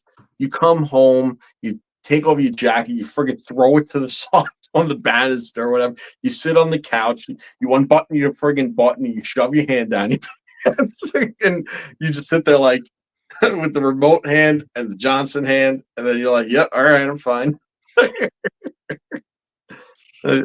Dude, it's so sad. I saw this thing that had a thing that says we grow 2 extra arms, right? And I'm thinking, dude, if I had 2 extra arms at all times, what do guys do? They scratch their ass and they scratch their balls, right? So that's what I'd be doing all day with those 2 extra arms, and then I'd be having free hands and everything else. I mean, that'd be horrifying, wouldn't it? Yeah, man, that sounds terrible. Just make sure that you scratch your balls before your ass. But if you at the same time, you get both hands, the extra 2. Yeah. I guess you can get a rhythm going, one back and forth. Hey, listen, isn't it ironic that every time you scratch your ass, you also have to scratch your nose? That's just wrong. Yeah. It's like a connected nerve that like punishes you for what you just did. Oh my God, dude. We have derailed. Tesla approves. Yes, we have derailed completely. All right, guys. I think that's where we're going to end it because it's just going to go right into the complete derailment where we're looking at rocks shaped like other things. So, that picture, huh? we'll just end it here, man. Oh, man, it was an awesome show today. But honestly, that PDF was awesome. If you guys check that out, totally worth the read. Or you'll be able to catch it here on my podcast channel, and you'll be able to listen to it in your car, which is awesome. And then don't forget to support Joe and his rocks, man. We'll get him out there, get him mining again, get some more cool things, man. Other than that, man, everybody, thank you very much in the chat. You guys are so awesome, dude. You guys are all over it tonight. So go ahead, Joe. We'll see you then. All right, folks. Peace and love. Roll the creds. Right on.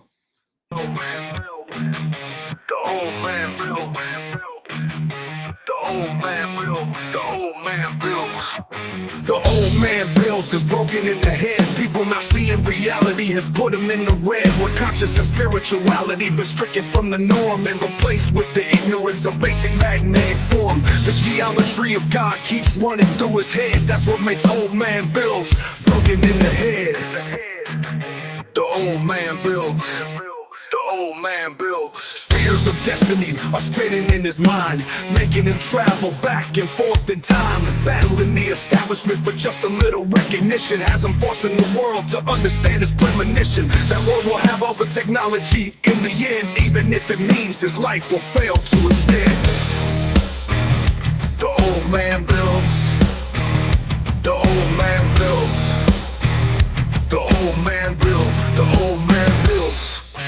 Fears of destiny are spinning in his mind, making him travel back and forth in time, battling the establishment for just a little recognition. Has him forcing the world to understand his premonition. That world will have all the technology in the end, even if it means his life will fail to extend.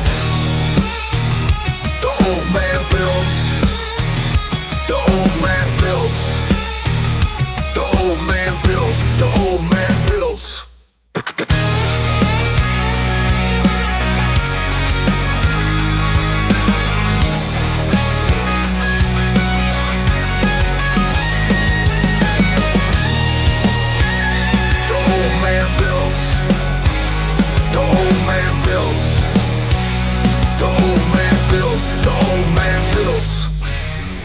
wheels of destiny are spinning in his mind, making him travel back and forth in time. Battling the establishment for just a little recognition has him forcing the world to understand his premonition. That world will have all the technology in the end, even if it means his life will fail to extend. The old man builds,